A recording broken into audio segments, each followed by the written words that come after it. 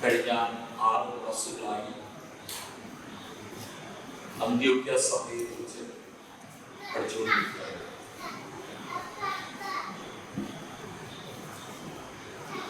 അതിൽ പ്രധാനമായിട്ടും 5 പ്രത്യേകതകളാണ് നമ്മൾ കഴിഞ്ഞ ക്ലാസ്സുകളിലായിട്ട് ചിന്തിച്ചത്. ഇത് 7ാമത്തെ ക്ലാസ്സാണ്. ഈ ക്ലാസ്സുകളിലൂടെ ഈ സീരീസ് പഠനം അവസാനിപ്പിക്കണമെന്നാണ് ഞാൻ ആഗ്രഹിക്കുകയും സഹായിക്കുമാണ്. 7 പ്രത്യേകതകൾ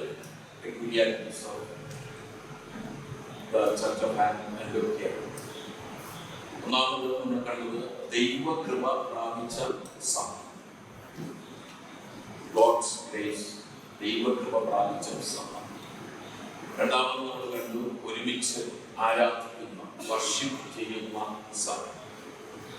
മൂന്നാമത് കണ്ടത് ഉപവാസവും പ്രാർത്ഥനയും ഉണ്ടായിരുന്ന സഭ.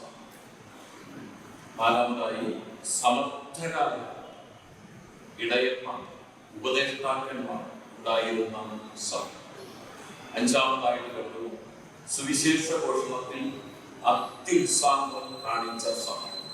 ഇനി 2 കാര്യങ്ങൾ കൂടെയാണ് അതോടെ ബന്ധത്തിൽ എൻ്റെ പഠനത്തിന് വിധേയമാക്കുവാനായിട്ട് ഇടയായത്.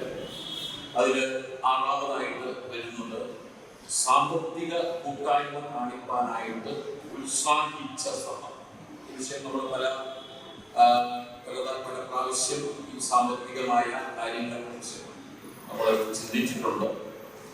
എന്നാലും ഈ സഭയോടുള്ള ബന്ധത്തിൽ നമുക്ക് ചില കാര്യങ്ങൾ ചിന്തിക്കേണ്ട ആവശ്യമുണ്ട്. പ്രാരംഭമായിട്ട് നമുക്കൊരു വേദഭാഗം വായിക്കാം. ആക്ട്സ് ഓഫ് അപ്പോസിൽസ്, അപ്പോസ്തല പ്രവർത്തികൾ 11ാമത്തെ അധ്യായം, chapter 11 words 29 and 30. Acts of apostles chapter 11 words 29 and 30. അപ്പോൾ യഹൂദിയിൽ പാർക്കുന്ന സഹോദരന്മാരുടെ ഉദവിക്കായി ശിഷ്യന്മാരിൽ ഓരോരുത്തരും പ്രാപ്തി പോലെ അക്കോർഡിംഗ് ടു ഹിസ് എബിലിറ്റി കൊടുത്തയപ്പാൻ നിശ്ചയിച്ചു. അവർ അത് നടത്തി ബർന്നബാസിനെയും ശൗലിന്റെയും കയ്യിൽ മൂപ്പന്മാർക്ക് കൊടുത്തയച്ചു.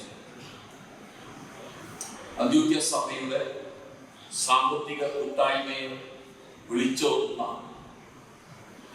വളരെ പ്രധാനപ്പെട്ട ഒരു ഭാഗമാണ് ഇത്. വളരെ ആക്റ്റീവായിട്ട്, വളരെ അത്യാവശ്യമായ സന്ദർഭത്തിൽ ഈ അന്ത്യോക്യ സഭ കാണിച്ച ഒരു വലിയ സാമ്പത്തികമായ കൂട്ടായ്മയെ കുറിച്ചാണ്. AD 41 മുതൽ 54 വരെ ഭരിച്ചിരുന്ന ഒരു രാജാവായിരുന്നു ക്ലൗദ്യോസ്. അദ്ദേഹം ഭരിക്കുന്ന കാലഘട്ടത്തിൽ AD 45 ഒരു വലിയ ക്ഷാമം ഉണ്ടായി. പല സ്ഥലങ്ങളിലും ഉണ്ടായെങ്കിലും യെരുശലേമിന്റെ ചുറ്റുപാടിൽ ഒരു വലിയ ക്ഷാമം ഉണ്ടായി. ആ ക്ഷാമത്തിൽ അന്ത്യോക്യ സഭയുടെ പ്രതികരണമാണ് നമ്മൾ ഈ വാക്യങ്ങളിലൂടെ കാണുവാനായിട്ട് കഴിയുന്നത്. ഈ ക്ഷാമത്തെ കുറിച്ച് പ്രവചിച്ച ഒരു പ്രവാചകനെ കുറിച്ച് നമ്മൾ 11ാം അധ്യായം 27-28 വാക്യങ്ങളിൽ കാണുന്നുണ്ട്. 27-28 വാക്യങ്ങൾ. യെരുശലേമിൽ നിന്നും ചാപ്റ്റർ 11 വേഴ്സ് 27 and 28. യെരുശലേമിൽ നിന്ന് പ്രവാചകന്മാർ അന്ത്യോക്യയിൽ വന്നു. അവരിൽ അഗബസ് എന്നു പേരുള്ളവൻ എഴുന്നേറ്റ് ലോകത്തിലൊക്കെയും മഹാക്ഷാമം ഉണ്ടാകുമെന്ന് പ്രവചിച്ചു. പുതിയ നിയമസഭയുടെ പ്രാരംഭ ദിശയിൽ പഴയ നിയമ കാലഘട്ടത്തിലും ഇത്തരത്തിലുള്ള പ്രവാചകന്മാർ ചില കാര്യങ്ങൾ മുൻകൂട്ടി കണ്ടു പറയുന്ന പ്രവാചകന്മാരും ആ കാലഘട്ടത്തിൽ ഉണ്ടായിരുന്നു എന്നുള്ളത് നമ്മൾ മനസ്സിലാക്കി. ഇത്തരത്തിൽ ഇന്ന് അങ്ങനെയുള്ള പ്രവചനങ്ങളൊന്നും നമുക്ക് കാണുവാനായിട്ട് കഴിയുന്നില്ല, അതിന്റെ ആവശ്യമില്ല. ഈ അഗബസ് എന്ന പ്രവാചകൻ 21ാമത്തെ അധ്യായത്തിൽ അപ്പോസ്തല പ്രവൃത്തി തന്നെ ചാപ്റ്റർ 21 വേഴ്സ് 10 21ന്റെ 10 ഇത്തരത്തിലൊരു പ്രവചനം നടത്തിയതായിട്ട് കാണുന്നു. അതായത് പൗലോസ്, ഞാൻ നേരത്തെ പരാമർശിച്ചിട്ടുണ്ട്, യെരുശലേമിലേക്ക് പോകുവാൻ കൊടുക്കുവാനായിട്ട് തയ്യാറെടുത്തപ്പോൾ പോകരുത് എന്ന് പറഞ്ഞ് പ്രവചിച്ചു. അവിടെ പോയാൽ നിവർത്തിക്കപ്പെടും. തന്റെ രകച്ചെടുത്ത് കൈ കെട്ടി ആണ് ഇതുപോലെ പൗലോസ് ബന്ധിക്കപ്പെടുമെന്ന് പ്രവചിച്ച ഒരു പ്രവചനം നമുക്ക് കാണുവാനായിട്ട് കഴിയും. അതുപോലെ തന്നെ സംഭവിച്ചു. പൗലോസ് പോകാതിരുന്നില്ല. പൗലോസ് സഹോദരന്മാരുടെ നിർബന്ധത്തിന് വഴങ്ങാതെ യെരൂശലേമിലേക്ക് പോവുകയും അവിടെ വെച്ച് തടവിലായി ആക്കപ്പെട്ടു എന്നുള്ള കാര്യം നമുക്ക് അറിയാവുന്നതാണ്. ഇവിടെ ഈ ക്ഷാമത്തിൽ AD 45 ഉണ്ടായ ഈ ക്ഷാമത്തിൽ ഇവർ കാണിച്ച ഒരു സഹകരണം, അതാണ് ഇന്നത്തെ 6ാമത്തെ പോയിന്റായിട്ട് നമ്മൾ ശ്രദ്ധിക്കാനായിട്ട് ആഗ്രഹിക്കുന്നത്. സാമ്പത്തിക സഹകരണം എന്നുള്ളത് വിശ്വാസികളുടെ മധ്യേ ഉണ്ടായിരിക്കണമെന്ന് നമ്മെ പ്രബോധിപ്പിക്കുന്ന ഒരു പ്രധാനപ്പെട്ട ഭാഗമാണ് ഇവിടെ നമുക്ക് കാണുന്നത്. ഈ സാമ്പത്തിക സഹകരണത്തെ കുറിച്ച് പൗലോസ് മറ്റു ചില ഭാഗങ്ങളിലും പറഞ്ഞിട്ടുണ്ട്.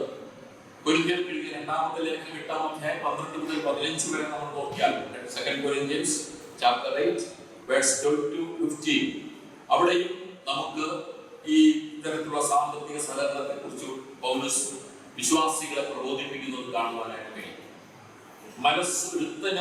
മനസ്സൊരുക്കമുണ്ടെങ്കിൽ, റെഡിനെസ് ആണെങ്കിൽ, പ്രാപ്തി ഇല്ലാത്തതുപോലെയല്ല, പ്രാപ്തി ഉള്ളതുപോലെ കൊടുത്താൽ അവന് ദൈവത്തിന്റെ പ്രസാദം ലഭിക്കുന്നു. മറ്റുള്ളവർക്ക് സുഭിക്ഷവും നിങ്ങൾക്ക് ദുർഭിക്ഷവും വരണം എന്നല്ല, സമത്വം വേണം എന്നത്രേ. സമത്വം ഉണ്ടാകുവാൻ തക്കവണ്ണം അവരുടെ സുഭിക്ഷം നിങ്ങളുടെ ദുർഭിക്ഷത്തിന് ഉതകേണ്ടതിന് ഇക്കാലം നിങ്ങളുടെ സുഭിക്ഷം അവരുടെ ദുർഭിക്ഷത്തിന് ഉതകട്ടെ. 8:15 പറയുന്നുണ്ട്. പഴയ നിയമത്തിൽ ഒരു സംഭവം എടുത്ത് പറയുകയാണ്. കുറെ പെറുക്കിയവന് ഏറെയും കുറെ പെറുക്കിയവന് കുറവും, ഏറെ പെറുക്കിയവന് ഏറെയും കുറെ പെറുക്കിയവന് കുറവും കണ്ടില്ല എന്ന് എഴുതിയിരിക്കുന്നത് പോലെ തന്നെ ദൈവത്തിന്റെ ഒരു പ്രധാനപ്പെട്ട തത്വമാണ് സാമ്പത്തിക വിഷയത്തിൽ. ഇന്ന് പലരും പല അവരുടെയും തത്വശാസ്ത്രത്തിൽ, പ്രത്യയശാസ്ത്രത്തിൽ ഉൾപ്പെടുന്നതാണ് ഈ സമത്വം, സോഷ്യലിസം എന്ന് പറയുന്നത്. എന്നാൽ ഈ സോഷ്യലിസത്തിന്റെ ഉറവിടം ശരിക്കും ബൈബിൾ തന്നെയാണ്, ദൈവത്തിന്റെ പദ്ധതി തന്നെയാണ്. അതാണ് പഴയ നിയമ കാലഘട്ടത്തിൽ ഇസ്രായേൽ ജനത്തിന് മന്ന ഒഴിച്ചപ്പോൾ എല്ലാവർക്കും ഒരുപോലെയാണ് പറഞ്ഞത്. എല്ലാവരും ആളും 4 വീതം അന്നത്തേക്കുള്ളത് എടുക്കണം. എന്നാൽ ചിലരൊക്കെ കുറെ കൂടുതൽ പെറുക്കി.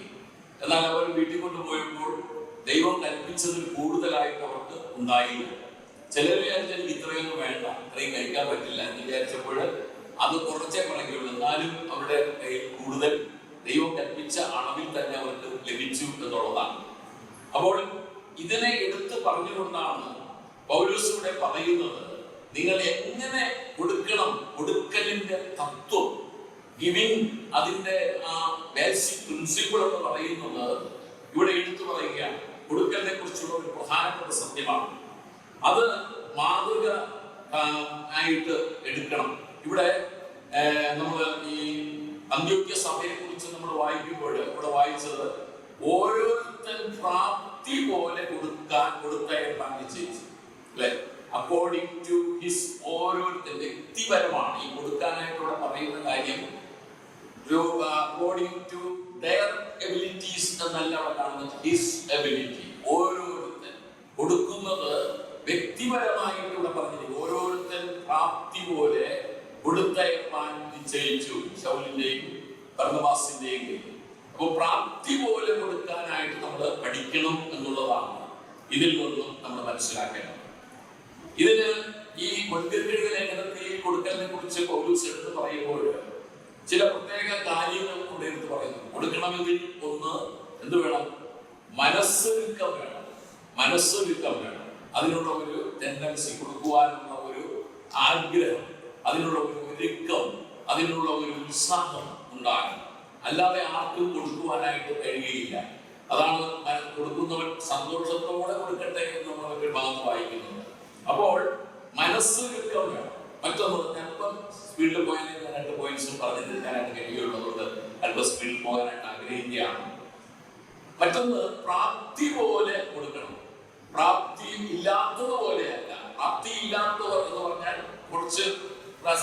സാമ്പത്തിക ശേഷി കുറഞ്ഞവരുണ്ടാകാം, അവരെ അതനുസരിച്ച് കൊടുക്കുക. എന്നാൽ കൂടുതൽ സാമ്പത്തിക ശേഷിയുള്ളവർ അതിനനുസരിച്ച് കൊടുക്കുക. അതാണ് പ്രാപ്തി പോലെ, അക്കോർഡിംഗ് ടു ദെയർ എബിലിറ്റി, അവരുടെ പ്രാപ്തി പോലെ കൊടുക്കണം എന്നുള്ളതാണ്. ഇനി കൊടുത്തു കഴിഞ്ഞാൽ, അങ്ങനെ കൊടുത്തു കഴിഞ്ഞാൽ എന്താ നമുക്ക് ലഭിക്കുന്നത്? ദൈവത്തിന്റെ പ്രസാദം ലഭിക്കും. ദൈവത്തിന്റെ പ്രസാദം ലഭിക്കും. പ്രാപ്തി പോലെ കൊടുക്കുമ്പോൾ നമുക്ക് ദൈവത്തിന്റെ പ്രസാദം ലഭിക്കും. മാത്രമല്ല അവിടെ എടുത്തു പറയുന്ന ഒരു പ്രധാനപ്പെട്ട കാര്യമുണ്ട്. കൊടുക്കുന്നതിനാൽ നിങ്ങൾക്ക് ദുർഭിക്ഷം വരികയില്ല. നിങ്ങൾക്ക് സ്കേഴ്സിറ്റി, നിങ്ങൾക്ക് ഒരു മുട്ട് എന്ന് പറയുന്നത് ഈ കാര്യം ദൈവത്തിന് വേണ്ടി, ദൈവികമായ കാര്യങ്ങൾക്ക് വേണ്ടി, സഹവിശ്വാസികൾക്ക് വേണ്ടി നിങ്ങൾ പ്രാപ്തി പോലെ കൊടുത്താൽ നിങ്ങൾക്ക് ദുർഭിക്ഷം വരികയില്ല. നിങ്ങൾക്ക് ഒരു എന്താ, നിങ്ങൾ ഈസ്റ്റർ ആയി പോവുകയില്ല. നിങ്ങൾക്കൊരു ബർഡൻ ആയിട്ടത് മാറുകയില്ല എന്നാണ് അവിടെ നമുക്ക് കാണാൻ കഴിയുന്നത്. കൊടുക്കുന്നതിനാൽ ദൈവപ്രസാദം ലഭിക്കും. മാത്രമല്ല കൊടുക്കുന്നത് കൊണ്ട് നിങ്ങൾക്ക് ദുർഭിക്ഷം വരികയില്ല. നിങ്ങൾക്ക് ഒരിക്കലും നിങ്ങൾക്ക് ഒരു തടസ്സം നിങ്ങളുടെ ജീവിതത്തിൽ അതൊരു പോരായ്മയായിട്ട് ഒരിക്കലും നിൽക്കുകയില്ല. മാത്രമല്ല ഈ അവിടെ പറയുന്ന തത്വമുണ്ട്, ഒരാളുടെ സുഭിക്ഷം മറ്റൊരാളുടെ ദുർഭിക്ഷത്തിന് കാരണം ഉദകണം. ദുർഭിക്ഷത്തിന് ഉദകണം. അപ്പോ ഉള്ള എന്റെ കയ്യിൽ ദൈവം കുറച്ച് കാര്യങ്ങൾ തന്നിട്ടുണ്ടെങ്കിൽ ആ കാര്യങ്ങൾ ഇല്ലാത്തവർക്ക് എന്നെ കൊണ്ട് ഉദകണം. അത് സാമ്പത്തികമായ കാര്യങ്ങളായാലും മറ്റു ദൈവികമായി ലഭിച്ചിട്ടുള്ള ടാലന്റുകൾ ആയാലും അങ്ങനെ തന്നെയാണ്. അതായത് ഒരാളുടെ സുഭിക്ഷം മറ്റുള്ളവരുടെ ദുർഭിക്ഷത്തിന് ഉതകണം, ഇല്ലായ്മയ്ക്ക് ഉതകണം. ഇത് നമ്മൾ പ്രത്യേകമായി മനസ്സിലാക്കേണ്ടതാണ്. ഈ ദാനം ചെയ്യൽ എന്ന് പറയുന്നത് ഒരു പ്രത്യേക പ്രിൻസിപ്പിളാണ്. അത് സമത്വത്തിൽ അധിഷ്ഠിതമാണ്.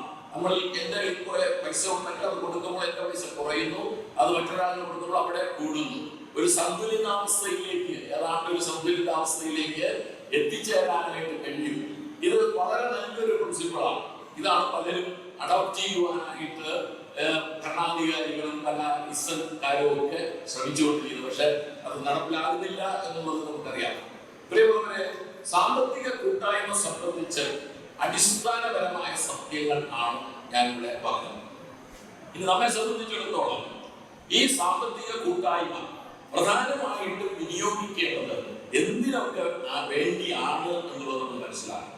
സാമ്പത്തിക കൂട്ടായ്മ വിനിയോഗിക്കേണ്ടത് ഗലാത്യരുടെ ലേഖനം 2-ാമത്തെ അധ്യായം 9-10 വാക്യങ്ങൾ, Galatians chapter 2 verse 9 and 10. അവിടെ പറയുന്നുണ്ട്, സുവിശേഷത്തിന്റെ തൂണുകൾ എന്ന് വിശേഷിപ്പിച്ച ചിലർ അവിടെ ഉണ്ട്. ആരൊക്കെയാണ്? കേഫ, പീറ്റർ, യാക്കോബ്, ജേക്കബ് ആൻഡ് ജോൺ, യോഹന്നാൻ. അവരെ പരാമർശിച്ച് പൗലോസ് എഴുതുന്ന ഒരു ഭാഗമാണ് Galatians chapter 2 verse 9 and 10. അവിടെ പറയുന്നത്, എനിക്ക് ലഭിച്ച കൃപ അറിഞ്ഞുകൊണ്ട് തൂണുകളായി എണ്ണപ്പെട്ടിരുന്ന യാക്കോബും കേഫാവും യോഹന്നാനും ഞങ്ങൾ ജാതികളുടെ ഇടയിലും അവർ പരിച്ഛേദനക്കാരുടെയും സുവിശേഷം അറിയിപ്പാൻ തക്കവണ്ണം എനിക്കും ബർന്നബാസിനും കൂട്ടായ്മയുടെ വലൻ കൈ തന്നു. കൂട്ടായ്മയുടെ വലൻ കൈ തന്നു. എന്നിട്ട് അവിടെ പറഞ്ഞൊരു കാര്യമുണ്ട്, ദരിദ്രരെ ഞങ്ങൾ ഓർത്തുകൊള്ളണമെന്ന് മാത്രം പറഞ്ഞു. ഈ തൂണുകളായിട്ട് എണ്ണപ്പെട്ടിരുന്നവർ അവര് സുവിശേഷം അറിയിക്കുന്നവരാണ്. ആരൊക്കെ അവിടെ പറഞ്ഞിരിക്കുന്ന പ്രധാനപ്പെട്ട പത്രോസും യോഹന്നാനും അതുപോലെ യാക്കോബും ഒക്കെ അവരും സുവിശേഷം അറിയിക്കുന്നവരാണ്. അവർ എന്ത് ചെയ്തു? അവർ ചെയ്ത ഒരു കാര്യമാണ് ഇവിടെ പ്രധാനമായിട്ടും പറയുന്നത്, സുവിശേഷം അറിയിപ്പാൻ തക്കവണ്ണം എനിക്കും ബർന്നബാസിനും എന്തെന്ന് കൂട്ടായ്മയുടെ വലൻ കൈ തന്നു. അപ്പോൾ സാമ്പത്തിക കൂട്ടായ്മ അത് എന്ന് പറയുന്നത്, അത്തരത്തിലുള്ള ഫെലോഷിപ്പ്, ഒന്നാമതായിട്ട് നമ്മൾ പ്രാധാന്യം കൊടുക്കേണ്ടത് സുവിശേഷീകരണത്തിന് വേണ്ടിയാണ്. സാമ്പത്തിക കൂട്ടായ്മ സുവിശേഷീകരണത്തിന് ആവശ്യമാണ്. ഈ പൗലോസും ബർന്നബാസും സ്വയം പലപ്പോഴും അധ്വാനിച്ച് തന്നെ അവർ അതും സുവിശേഷത്തിന് വേണ്ടി ചെലവഴിക്കുക. അപ്പോൾ സാമ്പത്തിക കൂട്ടായ്മ കാണിക്കേണ്ട ഒരു പ്രധാനപ്പെട്ട വേദി എന്ന് പറയുന്നത് സുവിശേഷീകരണം. സുവിശേഷീകരണത്തിന് സാമ്പത്തികമായിട്ട് ദൈവം ഉയരത്തിൽ നിന്നിങ്ങനെ ഒന്നും നമുക്ക് ഇട്ടു തരുന്നില്ല. അത് നമ്മെ കൊണ്ട്, ഇവിടെയുള്ള വിശ്വാസികളെ കൊണ്ട് അത് നിർവചിക്കപ്പെടണം. സുവിശേഷ വേല അറിയിക്കുന്നവരുടെ കാര്യത്തിലായാലും സുവിശേഷം അറിയിക്കുവാൻ പോകുമ്പോൾ അവിടെ ചില സാമ്പത്തികമായ കാര്യങ്ങൾ ചെയ്യേണ്ടതായിട്ടോ അല്ലെങ്കിൽ സഹകരിക്കേണ്ടതായിട്ടോ ആ വിശന്നിരിക്കുന്നവർക്ക് ആഹാരം വാങ്ങി കൊടുക്കേണ്ടതായിട്ടോ ഉടുപ്പില്ലാത്തവർക്ക് വസ്ത്രമില്ലാത്തവർക്ക് വസ്ത്രം കൊടുക്കേണ്ടതായിട്ടോ ഒക്കെ വരും. അതാണ് ചാരിറ്റി പ്രവർത്തനം എന്നൂടെ നമ്മൾ പറയുന്നത്. ഏറ്റവും കൂടുതൽ ചാരിറ്റി പ്രവർത്തനം ആദ്യകാലങ്ങളിൽ നടത്തിയിരുന്നത് മിഷണറിമാർ തന്നെയാണ്. ഈ ക്രിസ്ത്യൻ മിഷണറിമാർ തന്നെയാണ് ചാരിറ്റി സാധ്യത നടത്തിയിരുന്നത്. അതിനേക്കാളും കവച്ചു വെക്കുന്ന ചാരിറ്റി പ്രവർത്തനം വേറെ ആരും നടത്തിയതായിട്ട് നമുക്ക് ചരിത്രത്തിൽ നിന്ന് മനസ്സിലാക്കുവാനായിട്ട് കഴിയുകയില്ല. പ്രിയമുള്ളവരെ, ഈ അത് നമ്മളെ ദരിദ്രർക്ക് അത് കൊടുക്കുമ്പോൾ അത് സുവിശേഷത്തിന്റെ അഭിവൃദ്ധിക്ക് കാരണമായിട്ട് മാറും. അത് നമ്മൾ പ്രത്യേകമായിട്ട് മനസ്സിലാക്കണം.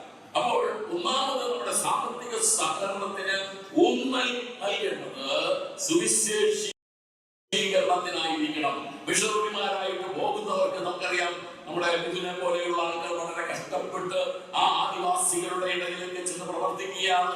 അവർക്കൊക്കെ സാമ്പത്തികമായ കൈത്താങ്ങൽ കൊടുക്കുമ്പോൾ അത് മിഥുൻ സഹോദരന് മാത്രമല്ല, അവിടെ നടക്കുന്ന സുവിശേഷ പ്രവർത്തനത്തിനും ഗോത്രവർഗങ്ങളുടെ ഇടയിലും ഉന്നമനത്തിനുമൊക്കെ അത് കാരണമായി തീരും എന്നുള്ളതിന് യാതൊരു സംശയമില്ല. അതുകൊണ്ടാണ് ബർന്നബാസിനെയും പൗലോസിനെയും ഇവിടെ ഈ തൂണുകളിൽ എണ്ണപ്പെട്ട കേഫാവും യാക്കോബും യോഹന്നാനും പണം കൊടുത്തിട്ട് പറയുകയാണ്, നിങ്ങൾ ഒരു കാര്യം ഓർക്കണം. എന്തോർക്കണം? ദരിദ്രരെ ഓർത്തുകൊള്ളണം, ദരിദ്രരെ ഓർത്തുകൊള്ളണം. പ്രിയമുള്ളവരെ, നമ്മൾ എത്രത്തോളം സുവിശേഷീകരണത്തിന് വേണ്ടി ചെലവിടുവാൻ തയ്യാറാണ്. അങ്ങനെ വാങ്ങുന്ന കാശുകൾ, അങ്ങനെ ലഭിക്കുന്ന കാര്യങ്ങൾ ദരിദ്രർക്ക് യഥാർത്ഥമായി ഉതകുന്ന തരത്തിൽ നാം ചെലവാക്കുന്നുണ്ടോ?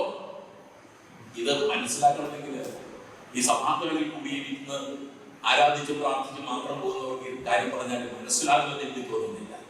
വെളിയിലിറങ്ങി സുവിശേഷീകരണം നടത്തുന്നവർക്ക് ഇതിന്റെ ഈ സാമ്പത്തിക സഹകരണത്തിന്റെ ആവശ്യകത ശരിയായിട്ട് മനസ്സിലാക്കുവാനായിട്ട് കഴിയുള്ളൂ. നമ്മൾ ഒരു സ്ഥലത്ത് സുവിശേഷീകരണത്തിന് പോകുമ്പോൾ അവിടെ കാണുന്ന ചില പ്രധാന ആവശ്യങ്ങളുണ്ട്. അത് നിറവേറ്റപ്പെടാതെ വെറും പച്ച സുവിശേഷം മാത്രം വിളമ്പി മടങ്ങി വന്നാൽ അതുകൊണ്ട് കാര്യമാകില്ല പലപ്പോഴും. അതുകൊണ്ടാണ് ഈ ദരിദ്രരെ ഓർത്തുകൊള്ളണം എന്ന് പറഞ്ഞത്. കർത്താവായ യേശു ക്രിസ്തുവും ദൈവരാജ്യത്തിന്റെ സ്വർഗരാജ്യത്തിന്റെ സുവിശേഷം പ്രസംഗിക്കുമ്പോൾ അവിടെ രോഗികൾക്ക് സൗഖ്യം കൊടുത്തു, ആഹാരമില്ലാത്തവർക്ക് ആഹാരം കൊടുത്തു. എന്തിനു വേണ്ടിയാണ്? തന്നിൽ ജനങ്ങൾ വിശ്വസിക്കണം, സുവിശേഷത്തിൽ വിശ്വസിക്കണം. അതിന് ഇതും ആവശ്യമാണ്. അതിന് കൂടുതൽ പ്രാധാന്യമില്ലെങ്കിൽ പ്രിയമുള്ളവരെ, സുവിശേഷത്തിന്റെ വ്യാപ്തിക്കായി നമ്മളിവിടെ സഭയായിട്ട് പല സുവിശേഷ പ്രവർത്തനങ്ങളും ചെയ്തു വന്നിട്ടുണ്ട്.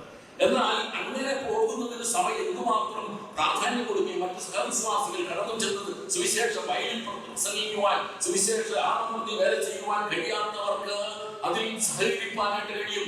എങ്ങനെ സഹകരിപ്പാനായിട്ട് കഴിയും? ഈ സാമ്പത്തിക ഉദവി നൽകി അവർക്ക് സഹകരിപ്പാനായിട്ട് കഴിയും. ഇത് വളരെ അത്യാവശ്യമാണ്. വളരെ അത്യാവശ്യമായ സുവിശേഷത്തിന് വേണ്ടി നമ്മൾ ചെലവിട്ടേ പറ്റും. എന്നാൽ മാത്രമേ അവിടെ അഭിവൃദ്ധി, സുവിശേഷീകരണം സാധ്യമാകും. അതിന് ചെലവുണ്ടെന്നുള്ള കാര്യങ്ങൾ അറിഞ്ഞിരിക്കണം. എന്നെ സംബന്ധിച്ചിടത്തോളം ഞാൻ ഉയർത്തി പറയുകയല്ല, ഉദാഹരണമായിട്ട് ഞാൻ പറയുകയാണ്. ഞാൻ ജോലിയിലായിരുന്നു, റിട്ടയർഡായി. പിന്നെ ഞാൻ ഒരു പ്രൈവറ്റ് മേഖലയിൽ ജോലി ചെയ്യും. പലരും ചോദിക്കാറുണ്ട്, എന്തിനായി ഈ പ്രൈവറ്റ് മേഖലയിൽ വീണ്ടും കിടന്നിങ്ങനെ ജോലി ചെയ്യുന്നത്? ദൈവം അനുവദിച്ച പെൻഷനിന്റെ കഴിച്ച് വാങ്ങി സുഖമായിരുന്നു. ഞാൻ പറയും, അത് വേണം, കുറച്ചു കാലത്തേക്കൂടെ എനിക്ക് വേണം. ഞാൻ അതുകൊണ്ട് ഈ മറ്റു സ്ഥലങ്ങളിലേക്ക് പോകുമ്പോൾ അങ്ങനെ ലഭിക്കുന്നതിന്റെ ഒരു ഭാഗം, നല്ലൊരു ഭാഗം സുവിശേഷത്തിന്റെ വ്യാപ്തിക്കായിട്ട് വിനിയോഗിക്കാൻ ദൈവം എന്നെ ഉപയോഗിച്ചു എന്നുള്ളത് ഓർക്കുമ്പോൾ ഏറ്റവും അത് എന്നെ സന്തോഷിപ്പിക്കുന്നു. എത്ര കഷ്ടപ്പെട്ടാലും പോയതൊക്കെ നല്ലതാണ് എന്ന് തന്നെ എനിക്ക് അറിയുവാനായിട്ട് കഴിയും. പ്രിയമുള്ളവരെ, ഈ നാളുകളിൽ അത്രത്തോളം എന്നെ കൊണ്ട് കഴിയുന്നില്ല. കാരണം അറിയാൻ ഒരു നല്ലൊരു ഭാഗം വരുമാനമാണ് നിന്നുപോയത്. എന്നാൽ ദൈവം ഇപ്പോഴും പ്രവർത്തിച്ചുകൊണ്ടിരിക്കുകയാണ്. ചില സഭകളിൽ കടന്നു പോകുമ്പോൾ, അവിടെ ബൈബിൾ ക്ലാസ് എടുക്കുമ്പോൾ ചില കുടുംബങ്ങൾ, ചില വ്യക്തികളുടെ ജീവിതം കാണുമ്പോൾ വളരെ നിരാശ തോന്നും. എങ്ങനെ എനിക്ക് ബൈബിൾ ക്ലാസ് എടുത്തിട്ട് ഇങ്ങനെ തിരികെ പോരാൻ കഴിയും എന്ന് തോന്നുന്നു. അങ്ങനെ ചില സഹോദരി സഹോദരന്മാരെ ഓർത്തൊക്കെ ഞാൻ പ്രാർത്ഥിച്ചുകൊണ്ടിരിക്കുമ്പോൾ ഞാൻ അറിയാത്ത തരത്തിൽ ചില കൂട്ടു സഹോദരന്മാർ എന്നെ ചില കൂട്ടായ്മകൾ ഏൽപ്പിച്ചിട്ട് പറയും, ആർക്ക് കൊടുക്കണമെന്നൊന്നും പറയില്ല. അതനുസരിച്ച് അത് എനിക്ക് ലഭിക്കുമ്പോൾ ദൈവമേ എത്ര നന്ദി. അവർക്ക് അത് അത്യാവശ്യമായത് കൊണ്ടാണല്ലോ അങ്ങ് എന്റെ കരങ്ങളിൽ അത് ഏൽപ്പിച്ചത്. അതങ്ങനെ വിനിയോഗിക്കുവാൻ ഈ ദിവസങ്ങളിൽ പല സഹോദരന്മാരാൽ എനിക്ക് ഇടയാകുന്നു എന്നുള്ളത് ഏറ്റവും നല്ല കാര്യം. ദൈവം ഒരിക്കലും അതിന് കുറവ് വരുത്തുന്നില്ല. ആഗ്രഹിക്കുന്ന സുവിശേഷീകരണത്തിന്റെ ആവശ്യത്തിന് വേണ്ടി ആഗ്രഹിക്കുന്ന മനസ്സുകളെ അത് തൃപ്തിപ്പെടുത്തുന്നവരാണ്. ഞാനിത് പറഞ്ഞതിന് പ്രധാനപ്പെട്ട കാരണം സുവിശേഷീകരണത്തിന് വേണ്ടി അതിന്റെ അഭിവൃദ്ധിക്ക് വേണ്ടി സാമ്പത്തികമായി കൈയയക്കുവാൻ നമ്മൾ പഠിക്കണം, തലമുറകളെ പഠിപ്പിക്കണം. അത് ഏറ്റവും അത്യാവശ്യമാണ്. ഇവിടെ നാളെങ്കിലും സുവിശേഷ പ്രവർത്തനത്തിന് പോകുന്നെങ്കിൽ സഹോദരായി ഇരിക്കട്ടെ, എന്തെങ്കിലും ആവശ്യമുണ്ടെങ്കിൽ ചെലവാക്കിക്കുമെന്ന് പറയുവാനുള്ള ഒരു മനസ്സ് നമുക്കുണ്ടാകണം. എന്നാലേ അതിൽ കൂടുതൽ അഭിവൃദ്ധി ഉണ്ടാകുകയുള്ളൂ. ദരിദ്രരെ ഓർക്കുക എന്ന് മാത്രം പറഞ്ഞു. ഈ പൗലോസിന്റെ സുവിശേഷ പ്രവർത്തനങ്ങളിൽ ഈ സാമ്പത്തികമായ കാര്യങ്ങളെ കുറിച്ച് വളരെ വിശദമായിട്ട് പറയുന്ന 2 അധ്യായങ്ങളുണ്ട്. 2 കൊരിന്ത്യർ എഴുതിയ 2 Corinthians chapter 8 and 9 8ഉം 9ഉം അധ്യായങ്ങൾ ആ സാമ്പത്തികമായ കൂട്ടായ്മയെ കുറിച്ചുള്ള വിവരണങ്ങൾ നടത്തുന്ന അധ്യായങ്ങളാണ്. അതിൽ 8ാം അധ്യായം അതിന്റെ 6ാമത്തെ വാക്യത്തില് നമ്മൾ കാണുന്നുണ്ട് 2 Corinthians chapter 8 verse 6 ദരിദ്ര വിശ്വാസികളെ സഹായിക്കുന്നതിന് ഈ പൗലോസും വളരെ വളരെ പ്രോത്സാഹിപ്പിച്ചിരുന്നു മറ്റുള്ളവരെ. അവിടെ എടുത്തു പറയുന്ന ഒരു കാര്യമാണ് തീത്തോസിനെ കുറിച്ച്. തീത്തോസ് നടത്തുന്ന ധർമ്മശേഖരത്തെ എടുത്തു പറഞ്ഞുകൊണ്ട് അവിടെ പ്രോത്സാഹിപ്പിക്കുകയാണ്. അത് നിങ്ങൾ എന്ത് ചെയ്യണം? ഈ ധർമ്മകാര്യത്തിനും എന്ത് ചെയ്യണം? മുന്തി വരുവിൻ. ഈ ധർമ്മകാര്യത്തിൽ നിങ്ങൾ മുന്തി വരുവിൻ. തീത്തോസ് ചെയ്യുന്ന ആ വേലയിൽ നിങ്ങൾ നിസ്സഹകരണം കാണിക്കരുത്. സഹകരിക്കണം ധർമ്മകാര്യത്തിൽ. ഇത് വളരെ പ്രാധാന്യമുള്ള ഒരു കാര്യമാണ്. സമ്പത്ത് എങ്ങനെ ചെലവിടണമെന്നത് ബൈബിൾ വളരെ വ്യക്തമാക്കുന്നു. അത് പ്രധാനമായിട്ടും സുവിശേഷീകരണത്തിന്, ദരിദ്ര വിശ്വാസികളുടെ സഹായത്തിന്, അവിടെ ഞെരുക്കങ്ങളിൽ അന്യോന്യ സഹായത്തിന് പ്രയോജനീഭവിക്കണം. അതിന് വ്യവസായികൾ അങ്ങനെയുള്ള ചില സഹോദരന്മാർ വളരെ പേർ ആഗ്രഹിക്കുന്നവർ ചെയ്യുന്നവരൊക്കെ സ്ഥലം സഭയുണ്ട് എന്നത് ഓർത്ത് ഞാൻ ദൈവത്തെ സ്തുതിക്കുന്നു. ഗലാത്യർ 6-ാം അധ്യായം 10-ാമത്തെ വാക്യത്തില് നമ്മളിങ്ങനെ പറഞ്ഞു, ആകയാൽ അവസരം കിട്ടുമ്പോലെ നാം എല്ലാവർക്കും, നിങ്ങൾക്ക് അവിടെ എടുത്തു പറയുന്ന ഒരു കാര്യമുണ്ട്, വിശേഷാൽ സഹവിശ്വാസികൾക്കും, ഹൗസ് ഹോൾഡ് ഓഫ് ഫെയ്ത്ത്, സഹവിശ്വാസികൾക്കും നന്മ ചെയ്യുക. അപ്പോൾ നമ്മുടെ ഒരു സഹവിശ്വാസിക്ക് ബുദ്ധിമുട്ടുകൾ, പ്രയാസങ്ങൾ, സാമ്പത്തിക ക്ലേശം ഉണ്ടെന്ന് നാം മനസ്സിലാക്കിയിട്ടും നമ്മുടെ കയ്യിലുള്ളത് മുറുകെ പിടിച്ചുകൊണ്ടിരുന്നാൽ അത് നമുക്ക് ദൈവപ്രസാദം ലഭിക്കുകയില്ല. ഇവിടെ പൗലോസ് പ്രബോധിപ്പിക്കുന്ന കാര്യമാണ്, എല്ലാവർക്കും വിശേഷാൽ സഹവിശ്വാസികൾക്കും എന്ത് ചെയ്യണം? നന്മ ചെയ്യണം.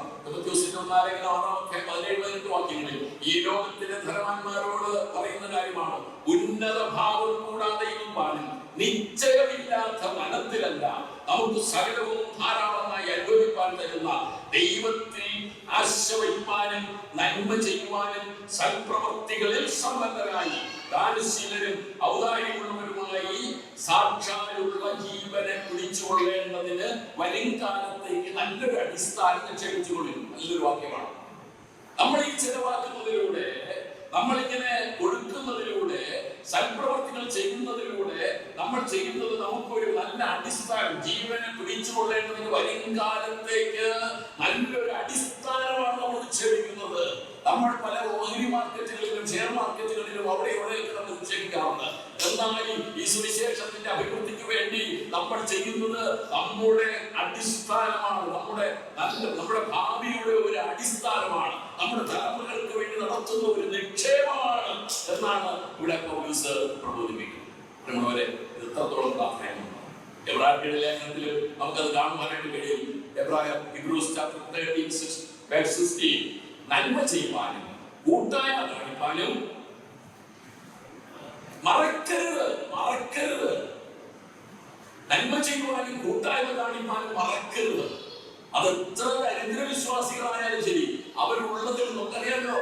ഒരു രാശിയുടെ വിധവയെ കുറിച്ച് നമുക്കറിയാം, അല്ലേ?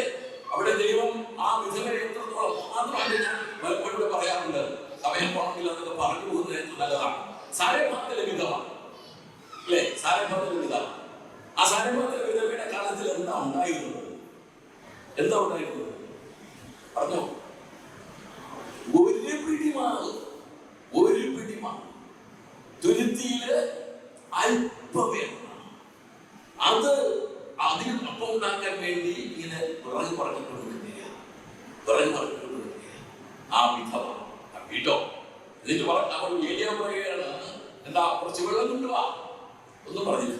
സന്തോഷത്തോടു കൂടെ വെള്ളം എടുക്കാനായിട്ട് തിരിഞ്ഞപ്പോൾ ഏലിയാവ് വീണ്ടും വിളിച്ച് പറയുന്നു, ഒരു ചെറിയ ഒരു കഷണമാണ്, ഒരടയും വേണ്ട, ഒരു ഉള്ളട വേണ്ട, ഒരു ചെറിയ പീസ് ഓഫ് ബ്രെഡ്, ഒരു കഷണം അടയും കൂടെ എനിക്ക് ഉണ്ടാക്കിയത്. ഇതിന്റെ അത് സാധ്യമാക്കിയ വിധവയെ ഹൃദയത്തെ പിടിച്ചുലച്ച ഒരു സംഭവമാണ്. പറഞ്ഞു, എന്റെ കലത്തിൽ ഒരല്പം മാവ് ഇല്ലാന്ന് പറഞ്ഞു. നമ്മളാണെങ്കിൽ അയ്യോ പ്രവാചകൻ അല്ലെങ്കിൽ ദൈവപുരുഷനാണെന്ന് പറഞ്ഞാൽ പോലും അയ്യോ ഒന്നുമില്ല, ഞാനും മോനും മരിക്കാൻ വേണ്ടി എന്താ പറയുള്ളൂ. ഇവിടെ പറയുന്നത്, എന്റെ കലത്തിൽ അല്പം എണ്ണ ഉണ്ട്, തുരുത്തിയിൽ അല്പം കലത്തിൽ അല്പം മാറുണ്ട്, തുരുത്തിയിൽ എണ്ണയുമുണ്ട്. അതുകൊണ്ട് അട ഉണ്ടാക്കി ഞാനും മോനും നിന്ന് മരിക്കാൻ വേണ്ടിയാണ് ഞാൻ ഈ ചൊല്ലി പറഞ്ഞത്, കൊടുക്കൂല പറഞ്ഞു. അപ്പോൾ ഏലിയാവ് എന്താ പറഞ്ഞത്, ആദ്യം എനിക്കൊരു ചെറിയ ഉണ്ടായിക്കോട്ടെ, എന്നിട്ട് നീ പറഞ്ഞതുപോലെ ചെയ്തോ. ഒയ്യോട്ടെ, ആ വിശന്ന് നിലവിളിക്കുന്ന മകന്റെ മുന്നിൽ കണ്ണുകൾ അടച്ചുകൊണ്ട് ആ വിധവ ചെയ്ത കാര്യം ആ ഏലിയാവ് പറഞ്ഞതുപോലെ ഒരു ചെറിയ അട ഉണ്ടാക്കിക്കൊണ്ട് ആർക്ക് കൊടുത്തു? ദൈവപുരുഷനായ ഏലിയാവിന്. ദൈവമാണ് അവിടെ പറയുന്നയച്ചത്. എന്നിട്ട് പറഞ്ഞവിടെ പറയുന്നു, ഞാൻ ഒരു വിധവയോട് കൽപ്പിച്ചിരിക്കുന്നു, ആ ദേശത്തെ പ്രമുഖന്മാരുണ്ടാകാം. കർത്താവ് എടുത്തു പറയുന്നത്, സാരപ്പാത്തിലെ വിധവയോടല്ലാതെ വേറെ ആരോടാ പറഞ്ഞത്? പ്രിയമുള്ളവരെ, എന്റെ കയ്യിലൊന്നുമില്ല എന്ന് പറഞ്ഞ് കൈ മുറുകെ പിടിച്ചിരിക്കുന്നവർക്ക് ഇതൊരു പാഠമാണ്. എന്റെ കയ്യിൽ കൊടുക്കാനില്ല എന്ന് പറയുന്നവർക്ക് ഇതൊരു പാഠമാണ്. നിങ്ങൾ ഉള്ളത് ഷെയർ ചെയ്യുവാൻ നിങ്ങൾ മടിക്കാതെ ഉത്സാഹത്തോടെ മുന്നോട്ട് വന്നാൽ നിങ്ങളുടെ കലത്തിലെ മാവ് കുറയുകയില്ല, നിങ്ങളുടെ തുരുത്തിയിലെ എണ്ണ ഒരിക്കലും പറ്റുകയില്ല. പറ്റിയോ? ഇതുവരെയും അതിന് മാത്രമാണ് വരുന്നത് ഈ ക്ഷാമകാലത്ത്. അല്ല, തന്റെ കുടുംബത്തിലുള്ളവർ ആദ്യമാനം ആ ക്ഷാമം തീരുന്നത് വരെ ദൈവം ഒരു കുറവും വെച്ചില്ല. ഇതാണ് കൊടുക്കൽ എന്ന് പറയുന്നത്. അതാണ് ഇവിടെ പറയുന്നത്, അടിസ്ഥാനം നിക്ഷേപിച്ചുകൊള്ളി, കൊടുത്ത് നിങ്ങളുടെ ഭാവി തലമുറയ്ക്ക് വേണ്ടി അടിസ്ഥാനം ഇടുകയാണ്. നമ്മുടെ പിതാക്കന്മാർ, നമ്മുടെ മാതാക്കന്മാർ കൊടുത്തത് കൊണ്ടാണ് നമ്മുടെ കൈകളിൽ നിന്ന് നിറഞ്ഞിരിക്കുന്നത്. അതാരെങ്കിലും ഓർമ്മിക്കുന്നുണ്ടോ? എന്റെ അമ്മൂമ്മയെ കുറിച്ച് എനിക്കറിയാം. ആ കൈ അരിവയ്ക്കുവാനായിട്ട് ഒരു കുറച്ച് അരി കാണുകയുള്ളൂ. അത് റേഷനരിയായിരിക്കും. അത് വാങ്ങിയിട്ട് അതിൽ ഒരു പിടിയെടുത്തപ്പോഴും മാറ്റിവെക്കും. അത് എത്ര ദാരിദ്ര്യം വന്നാലും എടുക്കില്ല. അത് കൊടുക്കേണ്ടത് ചില വ്യക്തികളുണ്ട്, ചില കാര്യങ്ങളുണ്ട്, അവർക്ക് കൊടുത്തിരിക്കും. തേങ്ങയിടുമ്പോൾ ചില തെങ്ങുകളിൽ തേങ്ങയെടുത്ത് മാറ്റിയിടും. അത് കൂട്ടി അത് ചിലർക്ക് വിറ്റ് അത് അതിന്റെ കാശ് കൊടുക്കേണ്ടവർക്ക് കൊടുക്കും. പലപ്പോഴും സഭയുടെ കണക്കുകൾ അവിടെ വായിക്കുമ്പോഴും ഒരു സഹോദരി എന്ന് പറഞ്ഞിട്ട് ഒരു കണക്ക് വായിക്കും. അവിടുത്തെ ഏറ്റവും വലിയ സംരംഭം കൊടുക്കുന്നതിന്റെ എത്രയോ ഇരട്ടിയാണ് ആ ഒരു പേര് പറയാത്ത സഹോദരിയുടെ കണക്കിൽ പെട്ടിരിക്കുന്നത് എന്ന് കണ്ടിട്ടുണ്ടോ? പ്രിയമുള്ളവരെ, ആ അമ്മൂമ്മയുടെ കൊച്ചുമകനായ എനിക്ക് ഇത് കൈകൾ നിറച്ചുണ്ടെങ്കിൽ ആ ഇട്ട അടിസ്ഥാനമാണ്, അവിടെ ഇട്ട അടിസ്ഥാനമാണ്. അതുകൊണ്ട് കൊടുക്കുമ്പോൾ നിങ്ങൾ മനസ്സിലാക്കണം, ഇതെനിക്ക് നഷ്ടമല്ല, ഇതെനിക്ക് ഒരു ദുർഭിക്ഷമല്ല, എനിക്ക് ഇതുകൊണ്ടൊരു ദുർഭിക്ഷം വരികയില്ല. ഇതുകൊണ്ട് എന്റെ കലം നിറയും, കലത്തിന് മാവ് കുറയില്ല. തുരുത്തിയിൽ എണ്ണ വറ്റുവാൻ അവൻ അനുവദിക്കില്ല. സ്തോത്രം. ഇതാണ് കൊടുക്കലിന്റെ അടിസ്ഥാനം. നന്മ ചെയ്യുവാനും കൂട്ടായ്മ കാണിക്കാനും മറക്കുക. ഈ വക യാഗത്തിലല്ലോ ദൈവം പ്രസാദിക്കും. ഒരു ദൈവസന്നിധിയിൽ ഒരു യാഗമാണ്, ഒരു യാഗമാണ്. നമ്മൾ ഇല്ലായ്മയിൽ നിന്നും കൊടുക്കുമ്പോൾ ദൈവത്തിന് സുഗ്രാഹ്യമായ ഒരു യാഗമായി നിറഞ്ഞ മനസ്സോടുകൂടെ സന്തോഷത്തോടുകൂടെ കൊടുക്കുമ്പോൾ അത് ദൈവസന്നിധിയിൽ ഒരു സുഗ്രാഹ്യമായ യാഗമായി മാറുകയാണ്. അതാണ് നമ്മൾ മനസ്സിലാക്കുന്നത്. നന്മ ചെയ്യുവാനും കൂട്ടായ്മ കാണിക്കാനും മറക്കരുത്. ഈ വക യാഗത്തിലല്ലോ ദൈവം പ്രസാദിക്കുന്ന. സങ്കീർത്തനം 37:3 യഹോവയിൽ ആശ്രയിച്ച് നന്മ ചെയ്യുക, ദേശത്ത് യഹോവയിൽ ആശ്രയിച്ച് നന്മ ചെയ്യുക. ഈ സാമ്പത്തിക കൂട്ടായ്മ നമ്മൾ കാണിക്കുന്നതിന്റെ പ്രേരക ഘടകം എന്ന് പറയുന്നത് മാനുഷിക പ്രീതി ആയിരിക്കരുത്. അതൊരു തത്വമാണ്. മാനുഷിക പ്രീതിക്ക് വേണ്ടി കൊടുക്കരുത്. അങ്ങനെയല്ല, അത് കൊടുക്കലിന്റെ അടിസ്ഥാനം എന്തായിരിക്കണം? ദൈവസ്നേഹമായിരിക്കണം. നമ്മളുടെ മനസ്സ് നിറഞ്ഞു നിൽക്കുന്ന ദൈവസ്നേഹമായിരിക്കണം അതിന്റെ അടിസ്ഥാനം, കൊടുക്കലിന്റെ അടിസ്ഥാനം. യോഹന്നാൻ 3:17-18 വാക്യങ്ങളിൽ യോഹന്നാൻ അപ്പോസ്തലൻ പറയുന്നു, ക്രിസ്തീയ സാഹോദര്യം എന്നതുകൊണ്ട് വാക്കുകൊണ്ട് പ്രകടിപ്പാൻ കഴിയാത്തതാണത്, അങ്ങനെ പോരാത്തതാണ്, പ്രവൃത്തിയിലൂടെയാകണം. അവൻ നമുക്ക് വേണ്ടി തന്റെ പ്രാണനെ വെച്ചു കൊടുത്തതിനാൽ സ്നേഹത്തിൽ ജനിക്കുന്നു. നാമും സഹോദരന്മാർക്ക് വേണ്ടി പ്രാണനെ വെച്ചു കൊടുക്കേണ്ടതാകുന്നു. എന്നിട്ട് എന്റെ 3-ാം വാക്യത്തിൽ പറയുന്നു, എന്നാൽ ഈ ലോകത്തിന്റെ വസ്തുവകയുള്ളവരാരെങ്കിലും തന്റെ സഹോദരൻ മുട്ടുള്ളത് കണ്ടിട്ട് അവനോട് മനസ്സലിവ് കാണിക്കാനാൽ ദൈവത്തിന്റെ സ്നേഹം അവനിൽ എങ്ങനെ വസിപ്പാനായിട്ട് കഴിയും? പ്രിയമുള്ളവരെ, ഈ കൊടുക്കൽ എന്ന് പറയുന്നത് ദൈവസ്നേഹത്തിൽ അധിഷ്ഠിതമാണ്. ദൈവസ്നേഹം നമ്മിലേക്ക് പകരുന്ന ഒരു കാര്യമാണ്. മുട്ടുള്ളത് കണ്ടിട്ട് അവനോട് മനസ്സലിവ് കാണിക്കാനാൽ ദൈവസ്നേഹം അവനിൽ എങ്ങനെ വസിക്കും? 18-ാം വാക്യത്തിൽ 3-ന്റെ പറയുന്നത്, കുഞ്ഞുങ്ങളെ, വാക്കിനാലും നാവിനാലുമല്ല, പ്രവൃത്തിയിലും സത്യത്തിലും തന്നെ സ്നേഹിക്കുക. പ്രവൃത്തി കൊണ്ട് സ്നേഹിപ്പാൻ നാം പഠിക്കണം. പ്രവൃത്തി കൊണ്ട് സ്നേഹിപ്പാൻ പഠിക്കണം. വാക്കുകൊണ്ട് തലോടിയാൽ മാത്രം പോരാ, പ്രവൃത്തി കൊണ്ട് സ്നേഹിക്കണം. അതാണ് ദൈവം നമ്മെ പഠിപ്പിച്ച സ്നേഹം. ദൈവം നമ്മെ പഠിപ്പിച്ച സ്നേഹം ദൈവ സ്നേഹപ്രവണതയെ പ്രകടിപ്പിക്കുന്നത് ഇങ്ങനെയുള്ള കരുതലുകളിലൂടെയാണ്. യാക്കോബിന്റെ ലേഖനത്തിലൊക്കെ അത് വളരെ വിശദമായിട്ട് പറയുന്നുണ്ട്. സഹോദരന്മാരെ, ഒരുത്തൻ തന്റെ വിശ്വാസം എന്ന് പറയുകയും പ്രവൃത്തികൾ ഇല്ലാതിരിക്കുകയും ചെയ്താൽ ഉപകാരമുണ്ട്. ആ വിശ്വാസത്താൽ അവൻ രക്ഷമാകുന്നു. ഞാൻ പ്രവൃത്തികളായുള്ള അവൻ ജീവരക്ഷ പ്രാപിക്കുമോ?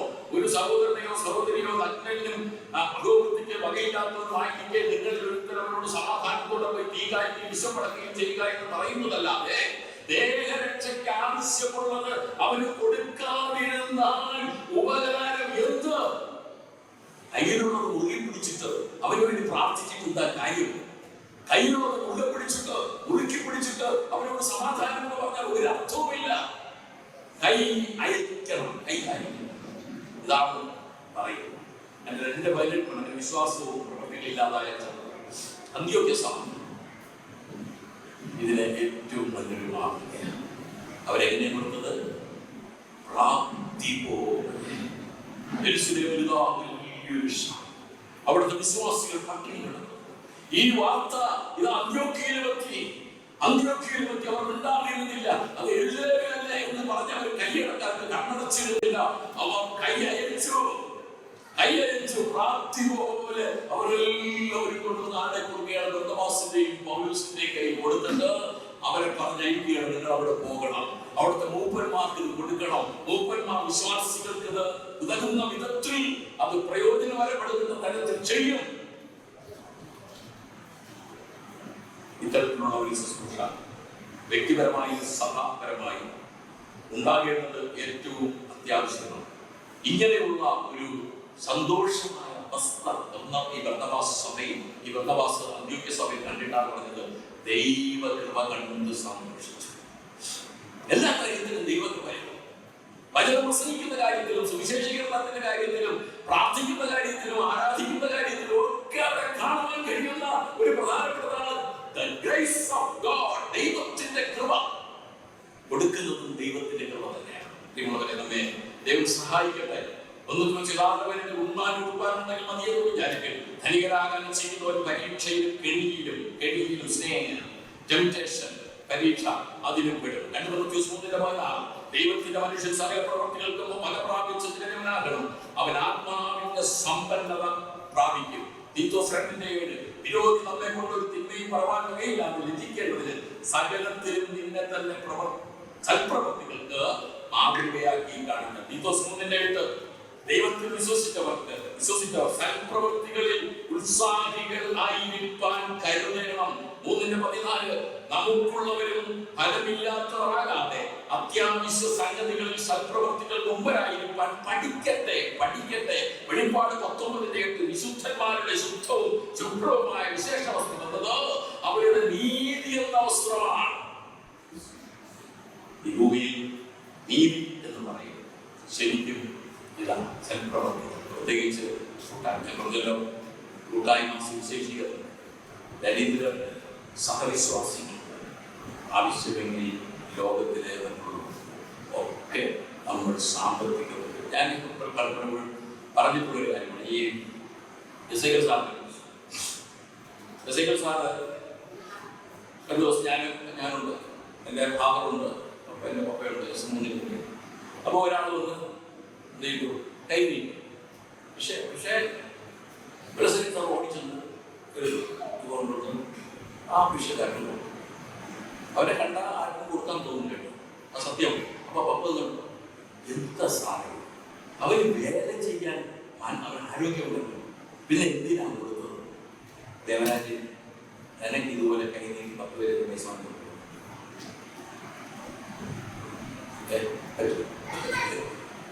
അപ്പൊ പറയും നമ്മുടെ മുമ്പിൽ കൈ നീട്ടേണ്ട ആവശ്യമൊന്നും, അതല്ലാതെ അതിന്റെ മക്കളോട് നമ്മള് ചിന്തിക്കേണ്ട ആവശ്യമില്ലെന്ന എസേക്കിയേൽ സാറ് ആ ഉദാഹരണത്തിലൂടെ പഠിപ്പിച്ചു.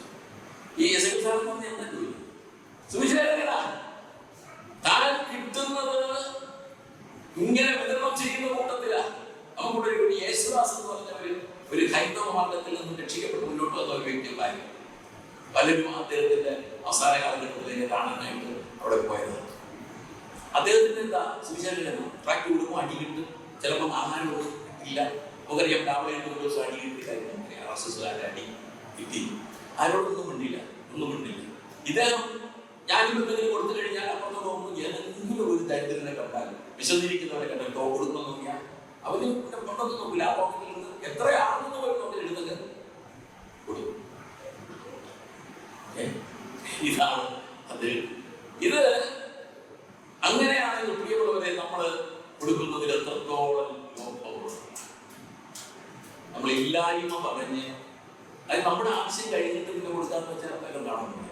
നമ്മളെ കാണും, നമ്മുടെ ആവശ്യപ്പെടാൻ കഴിയുന്നത്. എത്ര കിട്ടിയാലും നമുക്ക് മതിയാകുന്നത് ഒരിക്കലും മതിയാകില്ല. ഇല്ലായ്മയിൽ നിന്ന് കൂടുതൽ കൊടുത്താൽ ധാരാളമായി വർധനയ്ക്ക് കാരണമായി. ഈ അടുത്ത സമയത്ത് ഞാൻ ഒരു വീഡിയോ കണ്ടതാണ്. ഇതൊക്കെ പറയുന്നത് ശരിയാണോ എന്ന് എനിക്കറിയില്ല, എന്നാലും പറഞ്ഞു പോവുകയാണ്. ഒരു വലിയ സുവിശേഷം, പ്രസിദ്ധമായ സുവിശേഷം സഭയിൽ നിന്നിട്ട് പ്രസംഗിക്കുക. നിങ്ങൾ ദൈവസഭയ്ക്ക് കൊടുക്കാത്തവർ പലരുടെയുണ്ട്. അങ്ങനെ ഉള്ളവർക്ക് നൽകുന്ന അനുഗ്രഹം ഞാനങ്ങ് ക്യാൻസൽ ചെയ്യുന്നു. ഞാനങ്ങ് ഭയങ്കര പ്രശ്നമാണ്. ആൾക്കാർ വലിയ വ്യക്തിയാണ്, അദ്ദേഹം ഞാൻ പറയാൻ അദ്ദേഹത്തിനോട് പ്രസംഗിക്കുക.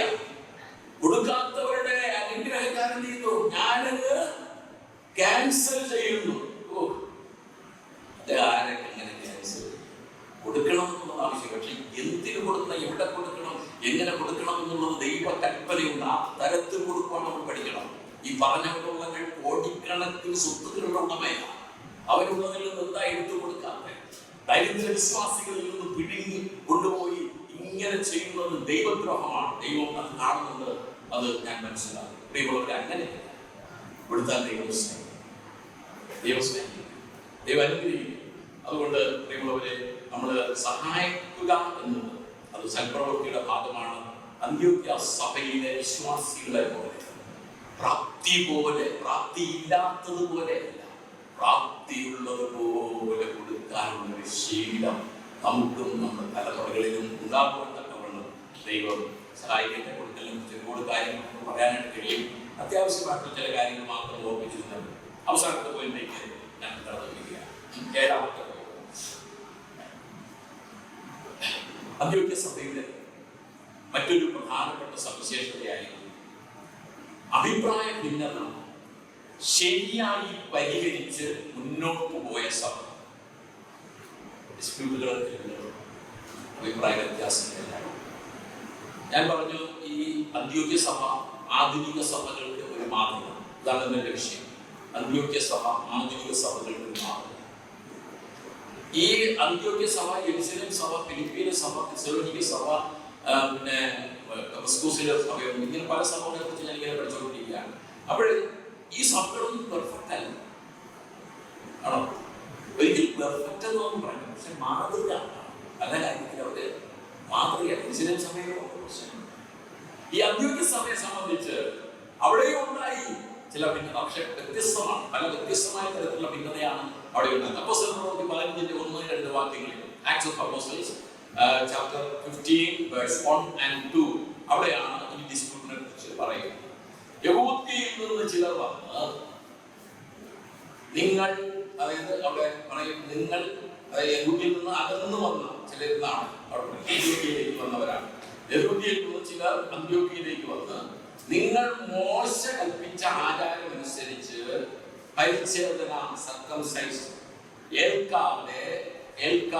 ഏൽക്കാഞ്ഞാൽ രക്ഷ പ്രാപിക്കാൻ കഴിയുകയില്ല എന്ന് സഹോദരന്മാരെ ഉപദേശിച്ചു. ഒരു വലിയ ഉപദേശം സഭയിൽ കൊണ്ടുവന്ന് പരത്തി. ഈ ദുരുപദേശത്തിന്റെ പിന്നില് യാതൊരു വചനപരമായ അടിസ്ഥാനമോ പറയുവാനായില്ല. നിങ്ങൾ രക്ഷിക്കപ്പെടണമെങ്കിൽ യഹൂദ നിയമം അനുസരിച്ചുള്ള, ന്യായപ്രമാണം അനുസരിച്ചുള്ള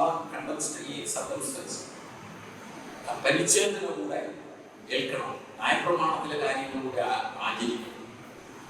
ഇങ്ങനെ പറഞ്ഞ് അവിടെ അന്ത്യോക്യ സഭ എന്ന് പറയുന്നത് യഹൂദന്മാരെ കൊണ്ട് യവനർ തമ്മിലത് ഭിന്നിപ്പിക്കുക.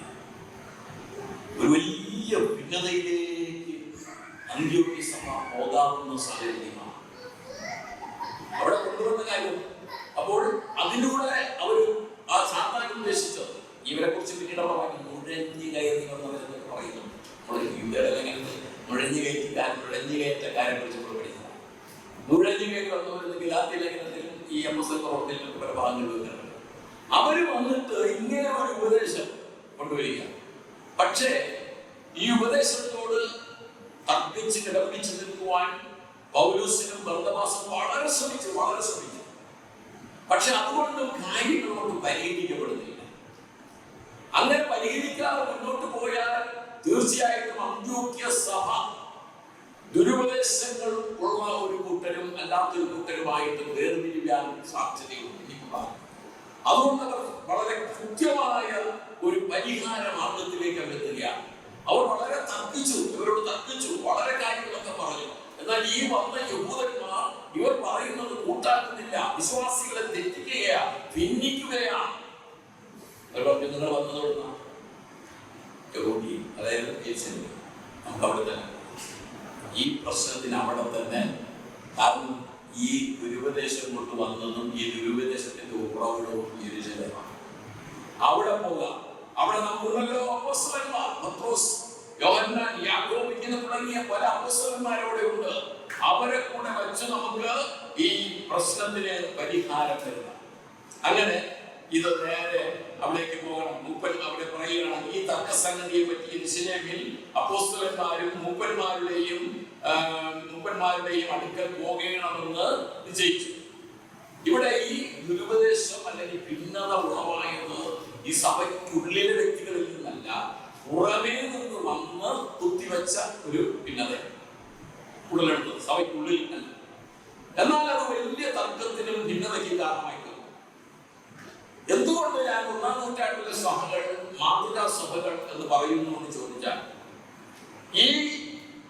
ഈ കാര്യത്തിന് പരിഹാരം കാണാതെ 1 ഇഞ്ച് പോലും അവർ പിന്നെ മുന്നോട്ട് പോയില്ല. ഇതൊക്കെ ആയിക്കോട്ടെ എന്ന് പറഞ്ഞ് വരട്ടെ എന്ന് പറഞ്ഞു. ആ ഉണ്ടായ ഒരു ഭിന്നതയ്ക്കുള്ള കാരണം, ഒരു തർക്കത്തിനുള്ള കാരണം, അത് പരിഹരിച്ച് മതി ഇനി മുന്നോട്ട്. അവർ നേരെ ചില മൂപ്പന്മാരെ കൂട്ടിക്കൊണ്ട് നേരെ ഇവിടെ പോവുകയാണ്, യെരൂശലേമിലേക്ക് പോവുകയാണ്. യെരൂശലേമിലേക്ക് പോയി യെരൂശലേം കൗൺസിൽ, നമുക്കറിയാം 15-ാം അധ്യായം, അത് വളരെ ഒരു വിശാലമായ കാര്യമാണല്ലോ. അവിടെ ഇതിനെക്കുറിച്ച് ചർച്ച ചെയ്യുന്നത് 2 വിഷയങ്ങളാണ് അവിടെ ചർച്ച ചെയ്യുന്നത്. ഇതിനെക്കുറിച്ച് ചർച്ച ചെയ്തിട്ട് ശരിയായ ഒരു പരിഹാരം അവിടെ കണ്ടെത്തി. അവർ അതിനെ ലേഖനമാക്കി എഴുത്താക്കിയിട്ട് ശിലാസിന്റെയും യൂദയുടെയും, ബർശാസ് എന്നറിയപ്പെടുന്ന യൂദ, ആ യൂദയുടെയും കയ്യില് കൊടുത്ത് എവിടേക്കാണ് അവരെ കൂടെ പ്രതിനിധികളായിട്ട് ആ തീരുമാനം അറിയിക്കാനായിട്ട് അന്ത്യോക്യയിലേക്ക് അയച്ച് ആ പ്രശ്നത്തിൽ പരിഹാരം അവരെ വളരെ എടുത്ത് വായിക്കുക മാത്രമല്ല, അവിടെ പറയും നിങ്ങളോട് ഓർമ്മയായിട്ട് വാക്കാലും എന്ന് നിങ്ങളെ അറിയിക്കും, എഴുത്തുകാരും അവിടെ നിങ്ങളെ അറിയിക്കും. സമയമെങ്കിൽ ഒരു നല്ല ഒരു പരിഹാരമാർഗമായിട്ട് തരും. പലപ്പോഴും അത്തരത്തിലുണ്ടാകുന്ന ഭിന്നതകൾ നമ്മക്കൊണ്ട് പരിഹരിക്കാൻ കഴിഞ്ഞില്ല എങ്കിൽ നമുക്ക് അത്തരത്തിൽ പ്രാഗൽഭ്യമുള്ളവരെ കണ്ടെത്തുന്നതിനും അവരോട് ഡിസ്കസ് ചെയ്യുന്ന വചനപരമായിട്ട് വചനത്തിൽ അധിഷ്ഠിതമായ ഒരു പരിഹാരം കാണുന്നതിനും തിരുവചനം നമ്മെ പ്രോത്സാഹിപ്പിക്കുന്ന ഒരു ഭാഗമാണ്. സഭയിൽ തന്നെ പരിഹാരം വരുത്തിയാൽ ഏറ്റവും നന്ന്. രണ്ട് വ്യക്തികൾ തമ്മിലുള്ളതാണെങ്കിൽ ആ വ്യക്തികൾ തമ്മിൽ തന്നെ പരിഹാരം വരുത്തിയാൽ ഏറ്റവും നന്ന്. അല്ലെങ്കിൽ ഇത്തരത്തിലുള്ള ഒരു രീതിയിലേക്ക് പോകുന്നത് കൊണ്ടും തെറ്റില്ല. പക്ഷേ അവിടെ പഠിപ്പിക്കുന്ന ഒരു പ്രധാനപ്പെട്ട കാര്യമുണ്ട്. പ്രശ്നം പരിഹരിക്കാതെ ഒരിക്കലും മുന്നോട്ട് പോകും. ഇവിടെ ശരിക്കും ഒരു വലിയ പ്രശ്നമാണോ? വലിയ ദുരുദ്ദേശം മാത്രമല്ല, ഈ വിജാതീയര് വളരെ പേർ വിശ്വസിച്ച് മുന്നോട്ട് വന്ന് സംഖ്യങ്ങനെ വർദ്ധിച്ചുകൊണ്ടിരിക്കുന്ന ഒരു ഭയങ്കരമായ ഒരു വളർച്ച ഉണ്ടായിരിക്കുന്ന സമയം. അപ്പൊ ഈ വിജാതീയരായ യവനന്മാരായ എന്ന് പറഞ്ഞാൽ നോൺ ജ്യൂസ് ആയ യഹൂദന്മാരല്ലാത്തവരായ ഇങ്ങനെ വർദ്ധിച്ചു വരുന്നത് യഹൂദന്മാർക്ക് ഇഷ്ടപ്പെട്ടില്ല എന്നുള്ളതാണ് ഒരു പ്രധാനപ്പെട്ട കാര്യം. അവിടെ യഹൂദ സഭയെ ബുദ്ധിമുട്ടിച്ചപ്പോൾ അവിടെ ഉണ്ടായല്ലോ എബ്രായ ഭാഷക്കാർ യവന ഭാഷക്കാരുടെ യഹൂദന്മാർക്ക് ശരിയായി ഭാഷ വ്യത്യാസം അവിടെയും കാണിച്ചു. പ്രിയമുള്ളവരെ, ഇങ്ങനെയുള്ള കാര്യങ്ങൾ സഭയുള്ള ഉച്ചനീചത്വങ്ങൾ, ഉയർച്ച താഴ്ചകൾ വെച്ചുള്ള പെരുമാറ്റങ്ങൾ, അത്തരത്തിലുള്ള കാര്യങ്ങളൊക്കെ സഭയിൽ ഉണ്ടാകുമ്പോൾ ശരിക്കും അവിടെ ഭിന്നത ഉളവാകുന്നു എന്നുള്ള കാര്യം നമ്മൾ മനസ്സിലാക്കരുത്. ഈ ശരി നമ്മുടെ കൊണ്ടുവന്ന ഉപദേശം എന്ന് പറയുന്നത് ഒരിക്കലും അപ്പോസ്തലിക ഉപദേശമല്ല, ദൈവവചന പ്രകാരമുള്ള ഒരു ഉപദേശമേ അല്ല. ഇവര് ഈ ഗലാത്യയിലും ഇത് ഭയക്കുന്നവരാണ്. അന്ത്യോക്യയിലും ഗലാത്യയിലും ഈ ഉപദേശം വിശ്വാസികളുടെ ഇടയിലേക്ക് കൊണ്ടുവരുവാനാണ് ശ്രമിക്കുക. ഗലാത്യർ 1:7 പൗലോസിനെ വേറൊരു സുവിശേഷം എന്നാണ് പറഞ്ഞത്. വേറൊരു സുവിശേഷം ചിലർ നിങ്ങളെ കലക്കി അവിടെ പ്രയോഗിച്ചിരിക്കുന്ന ഒരു പ്രധാനപ്പെട്ട ഭാഗം. കലക്കി ക്രിസ്തുവിന്റെ സുവിശേഷം മറിച്ചു കളവാനിച്ചിരിക്കുന്നു. ഗലാത്യർ 5:10 പറയുന്നത് നിങ്ങൾക്ക് ഭിന്നാഭിപ്രായം ഉണ്ടാകില്ല എന്ന് ഞാൻ കർത്താവിൽ ഉറച്ചിരിക്കുന്നു. എന്നാൽ നിങ്ങളെ കലക്കുന്നവൻ ആരായാലും ശിക്ഷാവിധി ചുമത്തും, പെനാൽറ്റി കിട്ടുവാനും. ഇത്തരത്തിൽ സഭയിൽ പ്രശ്നങ്ങൾ ഉണ്ടാക്കി കലക്കുവാൻ ശ്രമിക്കുന്ന ആരായാലും ദൈവവചനം പറയുന്നത് നിങ്ങളെ കലക്കുന്നവൻ ആരായാലും ശിക്ഷാവിധി ചുമക്കും.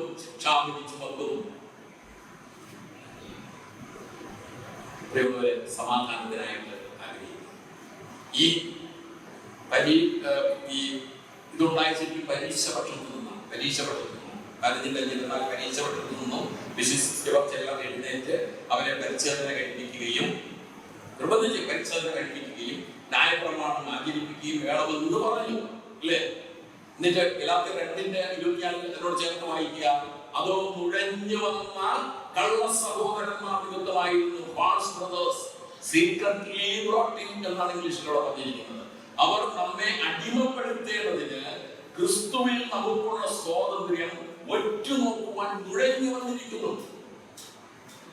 ഇത്തരത്തിലുള്ള കാര്യങ്ങൾ പരിഹരിക്കപ്പെടണമെങ്കിൽ, ദുരുപദേശങ്ങളെ ചെറുത്തു നിൽക്കണമെങ്കിൽ, ഞാൻ കഴിഞ്ഞ ക്ലാസ്സിൽ പറഞ്ഞ സമർത്ഥരായ ഉപദേഷ്ടാക്കന്മാർ ഉണ്ടാകേണ്ടത് ആവശ്യമാണ്. അതുകൊണ്ടാണ് പറയുന്നത് ഇടയന്മാർ ആപ്റ്റായിരിക്കണം. എന്തില് ആപ്റ്റായിരിക്കണമെന്ന്? വചനം ഉപദേശിക്കുന്നതിൽ അവർ വളരെ സമർത്ഥരായിരിക്കണം. അധ്യക്ഷന്മാർ, മൂപ്പന്മാർ വചനം പ്രസംഗിക്കുന്നതിൽ ഉപദേശിക്കുന്നതിൽ ആപ്റ്റായിരിക്കണം എന്ന് പറയുന്നതിന് കാരണമാണ് യഥാർത്ഥ സത്യം ശരിയായി മനസ്സിലാക്കി ഭിന്നതകളെ ഇല്ലാതാക്കി ശരിയായ വചനത്തിൽ അധിഷ്ഠിതമായ കാര്യം പറഞ്ഞ് മനസ്സിലാക്കി കൊണ്ടുപോകുവാൻ കഴിവുള്ള ഒരു കൂട്ടർ ഇവിടെ ഉണ്ടായിരുന്നത് കൊണ്ടാണ് ഈ അന്ത്യോക്യ സഭയില് അത്തരത്തിലൊരു വലിയ ഭിന്നതയിലേക്ക് കടന്നു പോകാതെ അവരെ ഒന്നിച്ച് വീണ്ടും നടത്തുവാനായിട്ട് കഴിഞ്ഞത്. അന്ത്യോക്യ സഭയിലെ വിശ്വാസികൾ ഈ പരിച്ഛേദന പ്രശ്നത്തിൽ യഹൂദരെന്നും യവനരെന്നും രണ്ട് കക്ഷികളായി പിരിഞ്ഞ് വഷളാകുവാൻ ഇടയാകുമായിരുന്നു. പക്ഷെ അതിന് ഇടവരുത്താത്ത ചിലർ അവിടെ ഉണ്ടായിരുന്നു. അതിന് ശരിയായ തലത്തിൽ അവിടെ പരിഹാരം ഉണ്ടാക്കുകയും ചെയ്തു. ഇവിടെ നമ്മളത് വായിച്ചു വരുമ്പോൾ ഈ അന്ത്യോക്യയില് അവരെല്ലാം പ്രശ്നത്തിന് പരിഹാരം ഉണ്ടാക്കിയിട്ട് ആ എഴുത്തുകൊണ്ടുവന്ന് വായിക്കുന്ന ഒരു ഭാഗമുണ്ട്. വായിച്ചിട്ട് അവിടെ പറയുന്നത്, എഴുത്ത് വായിച്ച് കേട്ട് പറഞ്ഞപ്പോൾ അവരുടെ ഹൃദയം ആശ്വസിച്ചു, സന്തോഷിച്ചു എന്നൊരു പ്രയോഗം നമുക്ക് അവിടെ കാണുവാനായിട്ട് കഴിയും. അവിടെ ഭയങ്കരമായ സംഘർഷഭരിതമായ ഒരു അവസ്ഥയിലേക്ക് ഈ അന്ത്യോക്യ സഭ ഇങ്ങനെ നീങ്ങിക്കൊണ്ടിരിക്കുക. അപ്പോൾ അതിനുള്ള ഒരു പരിഹാരം അവർ കണ്ടെത്തി അവർ കൊണ്ടുവന്ന് ആ അപ്പോസ്തലന്മാരുടെ അല്ലെങ്കിൽ ആ യെരൂശലേമിലെ കൗൺസിലിലെ കത്ത് വായിക്കുകയും ഇവർ യൂദയും യാക്കോബും ശീലാസും ഇതിനെക്കുറിച്ച് കാര്യങ്ങൾ പറഞ്ഞ് മനസ്സിലാക്കുകയും ചെയ്തപ്പോൾ അവരുടെ ഹൃദയം ആശ്വസിച്ചു, സന്തോഷിച്ചു. ഭിന്നത മാറുമ്പോൾ,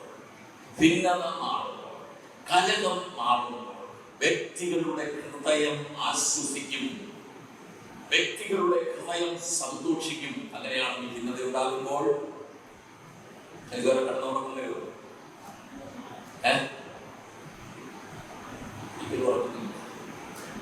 ഉറക്കമില്ലാത്ത രാത്രികളായിരുന്നു. അതിന് പരിഹാരം വരുത്തുമ്പോൾ എന്തൊരാശ്വാസമാണ് ഹൃദയങ്ങളെ ഭരിക്കുവാനായിട്ട് ഇടയാകുന്നത്. പ്രിയമുള്ളവരെ, അവിടെ നമ്മൾ അങ്ങനെ കാണുന്നത്, അവർ ആ വായിച്ചപ്പോൾ അവിടെ അവരുടെ ഹൃദയങ്ങൾ ആശ്വസിച്ചതായിട്ട് നമ്മൾ കാണും. ഈ സഭയിൽ ഭിന്നത വരുത്തുന്നതിനെ കുറിച്ചൊക്കെ ഒരുപാട് കാര്യങ്ങൾ പറയാനുള്ളത് ഞാൻ പറഞ്ഞു പോകുന്നില്ല. തീത്തോസിന്റെ ലേഖനം 3-ാം അധ്യായം 10-ാം വാക്യത്തിൽ പറയുന്നത്, ഭിന്നത ഉണ്ടാക്കുന്നവരെ, ഭിന്നത വരുത്തുന്ന മനുഷ്യനോട് 1-2 വട്ടം ബുദ്ധി പറഞ്ഞ ശേഷം അവനെ ഒഴിക്കണം. ഇങ്ങനെയുള്ളവൻ വക്രബുദ്ധിയായി പാപം ചെയ്ത് തന്നെത്താൻ കുറ്റം വിധിച്ചിരിക്കുന്നു. അവന് ചിലപ്പോൾ നിങ്ങൾ ശരിയായിട്ട് കൊണ്ടുവരാൻ പറ്റുന്നില്ല, പക്ഷെ അവനെ അവഗണിക്കുക, വിശ്വാസികൾ ഉറപ്പിക്കുക, അവരെ അവഗണിക്കുക, അങ്ങനെയുള്ളവരെ അവഗണിക്കുക. അപ്പോൾ ഈ കാര്യം പ്രശ്നപരിഹാരം ആശ്വാസത്തിനും സന്തോഷത്തിനും കാരണമായി തീർന്നു. പ്രശ്നപരിഹാരങ്ങൾ ആശ്വാസത്തിനും സന്തോഷത്തിനും കാരണമായി തീർന്നു. ഒരു പ്രശ്നം പരിഹരിക്കാനായിട്ട് ഒരുമിച്ച് കൂടി അല്ലെങ്കിൽ ഒരുമിച്ചിരുന്ന് വചനാനുസരണത്തിൽ ഇങ്ങനെ നീക്കങ്ങൾ നടത്തുമ്പോൾ അത് വീണ്ടും പ്രശ്നങ്ങൾ ഉണ്ടാകുന്നതിന് കാരണമായി മാറരുത്. അതിന് താഴ്മയും വിനയവും ദൈവത്തിനുള്ള സമർപ്പണവും ഓരോ വ്യക്തികൾക്കും ആവശ്യമാണ്. ഞാൻ പിടിച്ചതിന് അങ്ങനെയുള്ള തരത്തിലിരുന്നാൽ കാര്യങ്ങൾ പരിഹരിക്കപ്പെട്ടു പോകില്ല. ദൈവസന്നിധിയിൽ കീഴ്പ്പെടാനും തങ്ങൾ തന്നെ സമർപ്പിക്കാനും തങ്ങളുടെ കുറ്റങ്ങൾ ബോധ്യപ്പെടുമ്പോൾ അതിനെ ഏറ്റുപറഞ്ഞ് ഉപേക്ഷിച്ച് ക്ഷമ ചോദിക്കുവാനുമുള്ള മനസ്സ് ഉണ്ടാകണം. കഴിഞ്ഞ ദിവസം ചിലർക്ക് സംസാരിച്ച അവർ പറയുണ്ടായി, ഒരു വ്യക്തിയെ മുറിവേൽപ്പിച്ചാൽ അദ്ദേഹത്തിന് വന്ന് വേറൊരു കാരണമില്ലാതെ ഒരാളിനെ മുറിവേൽപ്പിച്ചു. അദ്ദേഹത്തിന് വന്ന് കർത്തമേശം എത്തുന്നതുകൊണ്ട് അദ്ദേഹത്തിന് ഒരു കുറ്റവും വരും. പക്ഷെ മുറിവേൽപ്പിച്ചവൻ ക്ഷമ പറയാതെ, ക്ഷമ ചോദിക്കാതെ പങ്കെടുത്താൽ തനിക്ക് തന്നെ ശിക്ഷാവിധി തിന്നുകയും കുടിക്കുകയും ചെയ്യുന്നു. ദൈവത്തിന്റെ പ്രമാണം അതാണെന്ന് പറഞ്ഞിരുന്നു. ദൈവത്തിന്റെ പ്രമാണം അതാണ്. നമ്മുടെ പാപങ്ങൾ ക്ഷമിച്ചു കിട്ടിയത് എപ്പോഴാണ്? കാൽവരിക്കുരിശിൽ കർത്താവായ യേശുക്രിസ്തു നമ്മുടെ പാപത്തിന്റെ പരിഹാരത്തിനായിട്ട് മരിച്ചു. അവൻ രക്തം ചിന്തി നമുക്ക് വേണ്ടി. അതോടെ നമ്മുടെ പാപങ്ങൾ പരിഹരിക്കപ്പെട്ടോ? പാപങ്ങൾ പരിഹരിക്കപ്പെട്ടോ? ഇല്ല. കാര്യവിടെ എപ്പോഴാ പാപം പരിഹരിക്കപ്പെട്ടത്? എപ്പോഴാണ്? ദൈവമേ, ഞാൻ പാപിയ, എന്റെ പാപങ്ങൾ ക്ഷമിക്കണം ഏറ്റുപറഞ്ഞ് ദൈവത്തോട് ക്ഷമ ചോദിക്കാതെ, ദൈവസന്നിധിയിൽ നമ്മെ സമർപ്പിക്കാതെ നമ്മുടെ പാപം ക്ഷമിച്ചു കിട്ടുമോ? ഇനി ഒരു വിശ്വാസി പാപം ചെയ്തൊന്നിരിക്കട്ടെ, അവരുടെ ദൈവം ചുമ്മാ ക്ഷമിക്കുമോ? ദൈവസന്നിധിയിൽ പോണവൻ ക്ഷമ ചോദിക്കണം. അല്ലാതെ ദൈവം ക്ഷമിക്കുമെന്ന് പറയുന്നത് ബൈബിളിന്റെ വചനത്തിന് നിരക്കുന്നതല്ല. അതിനെക്കുറിച്ച് എനിക്ക് കൂടുതൽ പഠിക്കാനായിട്ട് മനസ്സിലായി. അതാണ് അതിന്റെ ആ തത്വം. കർത്താവ് വചനത്തിലൂടെ നമ്മെ പഠിപ്പിച്ച ആ തത്വമാണ് നമുക്കെല്ലാം ബാധകം. ഞാനൊരു വ്യക്തിയോട് തെറ്റ് ചെയ്താൽ ഞാൻ മുൻകൈ എടുക്കണം ക്ഷമ ചോദിക്കുവാനായിട്ട്. അതുകൊണ്ടാണ് പറയുന്നത്, ഒരാള് വഴിപാടുമായിട്ട് കടന്നു വരുമ്പോൾ അവിടെ വച്ച് നിന്നോട് വല്ലവർക്കും എന്തെങ്കിലും ഉണ്ടെന്ന് തോന്നിയാൽ ഈ വഴിപാട് അവിടെ വച്ചിട്ട് പോയി അവനോട് നിരന്തരത്തിന് ശേഷം വന്ന് നീ ഇത് അർപ്പിച്ചാൽ അവിടെ ഇരിക്കട്ടല്ലോ. അവിടെ ഇരിക്കട്ടെ. കൊണ്ടുവരുന്നവരോട് പറയാം, നിന്നോട് ആർക്കെങ്കിലും വിദ്വേഷമുണ്ടെന്ന് നിനക്ക് തോന്നുന്നെങ്കിൽ ഉണ്ടാകാൻ സാധ്യതയുണ്ട്. ഞാൻ ആരോടെങ്കിലും തെറ്റ് ചെയ്തിട്ടുണ്ടെങ്കിൽ, ഞാൻ ആരെയെങ്കിലും മുറിവേൽപ്പിച്ചിട്ടുണ്ടെങ്കിൽ അതെനിക്കറിയാം. ഞാൻ പറഞ്ഞത് ശരിയല്ല, ഞാൻ ചെയ്ത പ്രവൃത്തി അവരെ മുറിവേൽപ്പിച്ചു. അതുകൊണ്ട് ഞാൻ അവരുമായി നിരപ്പ് പ്രാപിക്കേണ്ടത് ആവശ്യമാണ്. ഞാൻ അതിന് മുൻകൈ എടുക്കാതെ ഇവിടെ വന്നിരുന്ന അപ്പം നോക്കിയതുകൊണ്ടോ പാരപാത്രത്തിൽ നിന്ന് ഭാഗവാക്കുകൾ ആയതുകൊണ്ടോ യാതൊരു കാര്യവും. അതുകൊണ്ടാണ് നിങ്ങൾ കൂടി വരുന്നത് നന്മയ്ക്കല്ല, തിന്മയ്ക്കത്രേ. അയോഗ്യമായി നിങ്ങൾ അപ്പത്തിന്റെ ഭാഗപാത്രത്തിൽ നിന്ന് വിളിക്കുകയും ചെയ്യുക എന്ന് പറയുന്നത് അതിന്റെ ഒരു പ്രധാനപ്പെട്ട കാര്യം ഇത് തന്നെയാണ്. ദൈവസന്നിധിയിൽ നിന്നും ക്ഷമ പ്രാപിക്കേണ്ട കാര്യങ്ങളും പരസ്പരം ക്ഷമ പ്രാപിക്കേണ്ട കാര്യങ്ങളും ഒരാളോട് ക്ഷമ ചോദിക്കേണ്ട കാര്യങ്ങളും കൃത്യമായിട്ട് ചോദിക്കണം. പൗലോസ് ഒന്നാം ലേഖനം 10-ാം അധ്യായം 11-ാം അധ്യായവും ഇതിനുവേണ്ടി പൗലോസ് മാറ്റി വെച്ചിരിക്കുക. നിങ്ങൾ കർത്താവിന്റെ അത്താഴമല്ല, ഭൂതങ്ങളുടെ അത്താഴമാണ് കഴിക്കുന്നത്. നിങ്ങൾ കൂടി വരുന്നത് നന്മയ്ക്കായിട്ടല്ല, നിങ്ങളുടെ ഉച്ചനീചത്വം നിലനിൽക്കുന്നു. നിങ്ങൾ താഴ്ന്നവരെ പരിഗണിക്കുന്നില്ല, നിങ്ങൾ ദരിദ്രർക്ക് ഷെയർ ചെയ്യുന്നില്ല. ചിലർ പേര് പിടിച്ചും ചിലർ വിശന്നിരുന്നവരോട് പങ്കെടുക്കുന്നു. ഇത് ദൈവത്തിന്റെ സന്നിധിയിൽ ഉചിതമല്ല. ഇതൊക്കെ പറയുമ്പോൾ ഇതിന്റെ സാധ്യമാകണം എന്നുള്ളതാണ് ദൈവജനം തന്നെ അനുശാസിക്കുന്നത്. പ്രിയമുള്ളവരെ, ഇവിടെ ആശ്വാസവും സന്തോഷവും പ്രാപിച്ചു. ഇതിനൊക്കെ ദൈവത്തിന്റെ കൃപ ആവശ്യമാണ്. ഞാൻ വാക്കുകളെ അവസാനിപ്പിക്കുന്നത്. ഇവിടെ എബ്രായ ലേഖനത്തിലാണ് 12-ാം അധ്യായം 15-17 വരെ വാക്യം. ആരും ദൈവകൃപ വിട്ട് പിന്മാറുകയും അടുത്ത സുഹൃത്തുക്കളെ വല്ല കൈക്കുള്ള വേര് മുളച്ച് കലക്കമുണ്ടാക്കി അനേകർ അതിനാൽ മലിനപ്പെടുകയും ആരും തുറന്നടപ്പുകാരനോ ഒരു കൂടിനു വേണ്ടി ജ്യേഷ്ഠാവകാശം വെറ്റുകളഞ്ഞ യേശാവിനെ പോലെ അഭക്തനോ ആയിത്തീരുകയും ചെയ്യാതിരിക്കാൻ കരുതിക്കൊള്ളുകയും. അവൻ ഭിന്നത്തേതിൽ അനുഗ്രഹം ലഭിക്കാൻ ആഗ്രഹിച്ച് കണ്ണീരോടുകൂടി അപേക്ഷിച്ചു, എന്നിട്ടും തള്ളപ്പെട്ടു. മാനസാന്തരത്തിന് ഇട കണ്ടില്ല. ഈശാന ഒരു ഊണിനു വേണ്ടി സാഹോദര്യ ബന്ധത്തെ ഇല്ലാതാക്കുന്ന പ്രവർത്തനം, കലക്കമുണ്ടാക്കി അദ്ദേഹത്തിൽ മലിനപ്പെട്ടുകൊണ്ടിരിക്കുന്നെങ്കിൽ യേശാവിന്റെ അവസ്ഥയാണ്. പിന്നീട് മാനസാന്തരപ്പെടണമെന്ന് തോന്നിയിട്ടും അവര് കഴിഞ്ഞില്ല എന്നുള്ളതാണ് നമുക്ക് മനസ്സിലാക്കുവാനായിട്ട് കഴിയും. പ്രിയമുള്ളവരെ, അവർ അങ്ങനെ നമ്മൾ ആകരുത് എന്ന് നമ്മെ ശരിയായിട്ട് പഠിപ്പിക്കുന്നു എന്നുള്ളത് മനസ്സിലാക്കണം. നമ്മുടെ ജീവിതത്തിൽ ചില കഷ്ടതകൾ, ബുദ്ധിമുട്ടുകൾ, വിശപ്പ്, ദാഹം ഇതൊക്കെ ഉണ്ടാകുമ്പോൾ വിശ്വാസം വിട്ടുഴലുന്നവരായി തീരാനായിട്ട് പാടില്ല. ദൈവത്തെ തള്ളി പറയുന്നവരായിട്ട് മാറാനായിട്ട് പാടില്ല. അത് ദൈവ കൃപയിൽ നിലനിൽക്കണം. എനിക്കും എലിമേലെങ്കിലും കുടുംബത്തിന് സംഭവിച്ചത് ശിവയോട് ക്ഷാമം വന്നപ്പോൾ ബethlehem വിട്ടുപോയി. അവിടെ ചെന്നപ്പോൾ അവർക്ക് നഷ്ടങ്ങളല്ലാതെ ഒരു ലാഭവും ഉണ്ടായില്ല. അവിടെ നവോമി എന്ന ഏക സ്ത്രീ അവിടെ വിധവയായിട്ട് ശേഷിക്കുക മാത്രമാണ് ചെയ്തത്. കഷ്ടങ്ങളും വഹിക്കുവാനും സഹിക്കുവാനുമുള്ള ഒരു കൃപ നമുക്ക് പ്രാപിക്കേണ്ടിയിരിക്കുന്നു. ബർന്നബാസ് അന്ത്യോക്യ സഭയെ പ്രബോധിപ്പിച്ച പ്രധാനപ്പെട്ട കാര്യം തന്നെയാണ്. അപ്പോസ്തലരുടെ 23 എല്ലാവരും ഹൃദയനിർണയത്തോടെ കർത്താവിനോട് ചേർന്ന് നിൽക്കണം. എന്ത് വന്നാലും ശരി, നിങ്ങൾ ദൈവകൃപ വിട്ടു പോകരുത്. ഹൃദയനിർണയത്തോടെ കർത്താവിനോട് ചേർന്ന് നിൽക്കണം.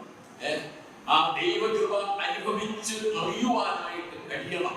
അങ്ങനെ ദൈവകൃപയിൽ നിലനിൽക്കുകയാണെങ്കിൽ, കർത്താവിൽ നിലനിൽക്കുകയാണെങ്കിൽ ഭിന്നതകളൊന്നും നമ്മുടെ ഇടയിൽ കടന്നു വരുവാൻ യാതൊരു സാധ്യതയില്ല. സഭയുടെ സാത്താൻ കുത്തിവിടാൻ ശ്രമിക്കുന്ന ഭിന്നതയല്ല, അത് ദൈവകൃപയോടുകൂടി വചനാനുസരണം പരിഹരിക്കണം. അതാണ് അന്ത്യോക്യ സഭ നമ്മെ പഠിപ്പിക്കുന്ന മറ്റൊരു പ്രധാനപ്പെട്ട പാഠം.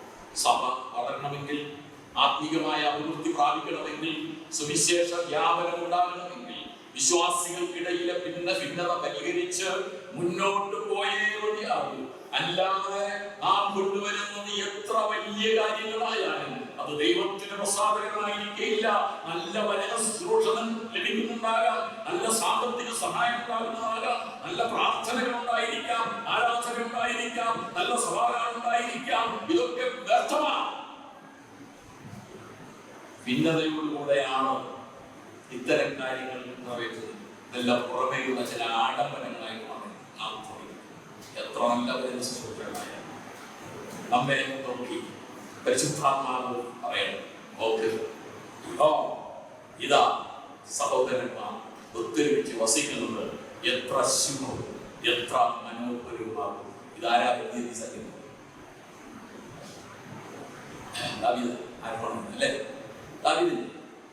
ദാവീദിന്റെ കുടുംബം ഒന്ന് തിരിഞ്ഞു നോക്കി.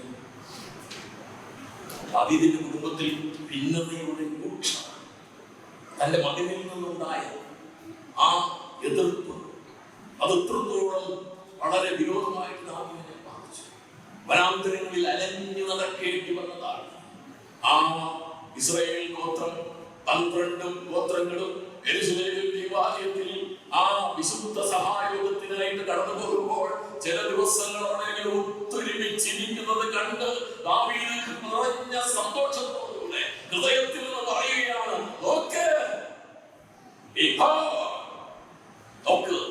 ഇതാ സഹോദരന്മാർ ഒത്തൊരുമിച്ച് വസിക്കുന്നത് എത്ര ശുഭവും എത്ര മനോഹരവും ആകും.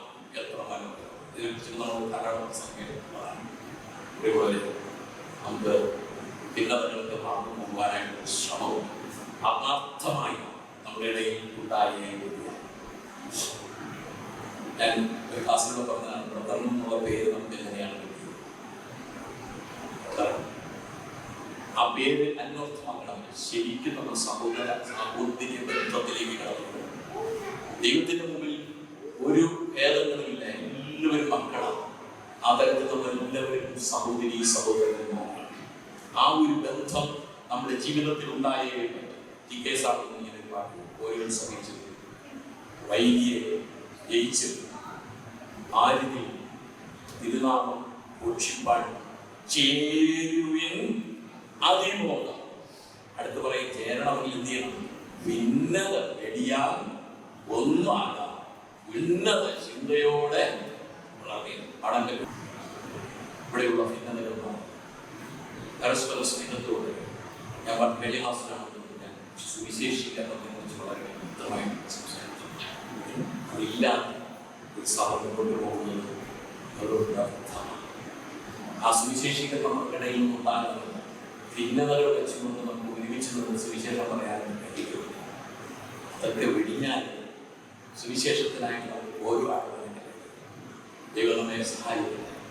കഴിഞ്ഞ ഈ ക്ലാസ്സിലൂടെ 7 ക്ലാസ് ദൈവം എന്നെ പ്രേരിപ്പിച്ച്, ഞാൻ ഈ പറഞ്ഞ ഈ വിഷയമാണ് എന്നെ ശരിക്കും എൻ്റെ ഒരു ടൈം ലഭിക്കുകയാണെങ്കിൽ ഞാൻ ചിന്തിപ്പാൻ ഇരുന്നത് മറ്റൊരു വിഷയം, പഴയ നിയമത്തിൽ നിന്നുള്ള നല്ല വിഷയം. പക്ഷെ പെട്ടെന്ന് ഞാൻ സഭകളെ കുറിച്ച് ഇങ്ങനെ പഠിച്ചുകൊണ്ടിരുന്നപ്പോൾ യെരൂശലേം സഭ, അന്ത്യോക്യ സഭ, മുസ്ലിം സഭകളെ പഠിച്ചിരിക്കുന്ന പല സഭകളും അന്ത്യോക്യ സഭയെ പഠിച്ചിട്ടുണ്ട്. അത് പ്രിപ്പയർ ചെയ്തുകൊണ്ടിരിക്കുമ്പോഴാണ് സഭയെ കുറിച്ച് പറയുന്നത്, അടുത്ത ഇന്ന ദിവസം മെസ്സേജ്, ഇന്ന ദിവസം മുതൽ ഇന്ന ദിവസം വരെ 4 ആഴ്ചയിൽ ബൈബിൾ ക്ലാസ് ഉണ്ടാകും. ഞാൻ പറഞ്ഞു കാരണം എൻ്റെ ചിന്ത പറ്റിയ വിഷയത്തിലാണ്. പക്ഷെ ഇത് പഠിച്ചുകൊണ്ട് പെട്ടെന്ന് എന്നെ പ്രേരിപ്പിച്ച്, ദൈവമേ ഇത് ഈ കാലഘട്ടത്തിൽ അനുയോജ്യമായ വിഷയമാണ്, എല്ലാ സുഹൃത്തുക്കളും എല്ലാ സഹോദരന്മാരും അറിഞ്ഞിരിക്കേണ്ട വിഷയമാണ്. ആ പ്രേരണയുടെ അടിസ്ഥാനത്തിലാണ് ഞാൻ കഴിഞ്ഞ ഈ ക്ലാസ്സിലൂടെ 7 ക്ലാസ്സുകൾ എടുക്കുവാനായിട്ട് ദൈവം എന്നെ ശക്തിപ്പെടുത്തി. മാനസികമായി ക്ഷീണിപ്പിക്കുന്ന പല കാര്യങ്ങളും പറ്റുന്നുണ്ടാകുന്നത് ദൈവവചനത്തിന് പ്രാധാന്യം, ദൈവത്തിനു വേണ്ടി പോരാടുവാനുള്ള ഉറച്ച, ദൈവം നമ്മെ ബലപ്പെടുത്തും, ശക്തീകരിക്കും. എൻ്റെ കൃപ നിനക്ക് മതി എന്ന് പറഞ്ഞു നമ്മെ ശക്തീകരിക്കുന്ന ആ കരങ്ങളുടെ ശക്തി എനിക്ക് കഴിഞ്ഞ ദിവസം നൽകുവാനിടയായി. അന്ത്യോക്യയിലെ സഭ ദൈവകൃപ പ്രാപിച്ച സഭ, ദൈവ കൃപ പ്രാപിക്കുന്നത് കൃപാസനത്തോടെ നമുക്ക് അടുക്കും. കൃപാനിധിയാണ് അവൻ, കൃപയുടെ ഉറവിടം. അവന്റെ അടുക്കൽ ചെന്ന് ദൈവകൃപ പ്രാപിച്ച് നമ്മുടെ ജീവിതം നയിക്കാം. ഒരുമിച്ച് കൂടിയുള്ള ആരാധനയും ഒത്തൊരുമയോടുകൂടിയുള്ള ആരാധനയും നമ്മുടെ സഭകളിൽ നിന്നും ഉയരണം. ഒത്തൊരുമയോടുകൂടിയാണ് ഒരുമിച്ചുള്ള ആരാധന, വ്യക്തിപരമായ ആരാധന പോരാ, ഒരുമിച്ചുള്ള ആരാധന ഉണ്ടാകും. മാത്രമല്ല മൂന്നാം ഞാൻ പറഞ്ഞല്ലോ, ഐക്യവത്യപ്പെട്ടുള്ള പ്രാർത്ഥനയും ഉപവാസം. ഐക്യവത്യപ്പെട്ട് അതിന് വളരെ പ്രാധാന്യം. ഒരുമിച്ചുള്ള പ്രാർത്ഥനയ്ക്ക് ഐക്യവത്യ ആവശ്യമാണ്. ഐകമത്യപ്പെട്ടുള്ള പ്രാർത്ഥനയും ഉപവാസവും അത് നല്ലൊരു ധൂപവർഗമായി ഉയരത്തിലേക്ക് പോകണമെങ്കിൽ അത് ആവശ്യം. നല്ല ആളുകളെ നയിക്കുന്ന പരിപാലിക്കുന്ന നല്ല ഇടയൻ, അങ്ങനെയുള്ളവരാൽ നടത്തപ്പെടുന്ന ഒരു ഇടയ സംഘം, ശ്രേഷ്ഠ ഇടയനായ കർത്താവിന് കീഴ്പ്പെട്ടിരിക്കുന്ന ഇടയന്മാർ സഭകളിൽ ഉണ്ടാകും. സുവിശേഷത്തിന്റെ കാഹളം ഈ സഭയിൽ നിന്നും ഈ നാടുകളിൽ അധികമായി ഊതുവാൻ ഭരിക്കുവാൻ നമുക്ക് ഇടയാണ്. കൊടുക്കുന്നതിനും സേവ ചെയ്യുന്നതിനുള്ള മനോഭാവം മാറണം. ദാരിദ്ര്യത്തിനും കൊടുക്കാനുള്ള ഒരു സന്തോഷം നമ്മുടെ ഹൃദയങ്ങളിൽ ഉണ്ടാകും. പ്രശ്നങ്ങൾ ഉണ്ടാകും, എന്നാൽ അത് ഭിന്നതകളായിട്ട് പ്രശ്നങ്ങൾ ഭിന്നതകളായിട്ട് അതിന്റെ ഉറവിടത്തിൽ തന്നെ പരിഹരിച്ച് മുന്നോട്ട് പോകാൻ ഇടയായാൽ ഏറ്റവും നന്നായി. ഞാൻ ക്ലാസ്സുകളിലെ ഈ ധ്യാനിച്ചിട്ട് എനിക്കും വളരെയധികം പ്രയോജനപ്പെട്ടു. അത് ശ്രമിച്ച നിങ്ങൾക്ക് ഏവർക്കും അത് പ്രയോജനപ്പെടട്ടെ, ആത്മീക വർദ്ധനയ്ക്ക് ഇടയാകട്ടെ എന്നുള്ള പ്രാർത്ഥനയിലൂടെ എൻ്റെ വാക്കുകളിൽ നിന്നും വിരമിക്കുന്നു. ദൈവത്തിൻ്റെ അതിവിശുദ്ധ നാമം എന്ന് പ്രത്യേകം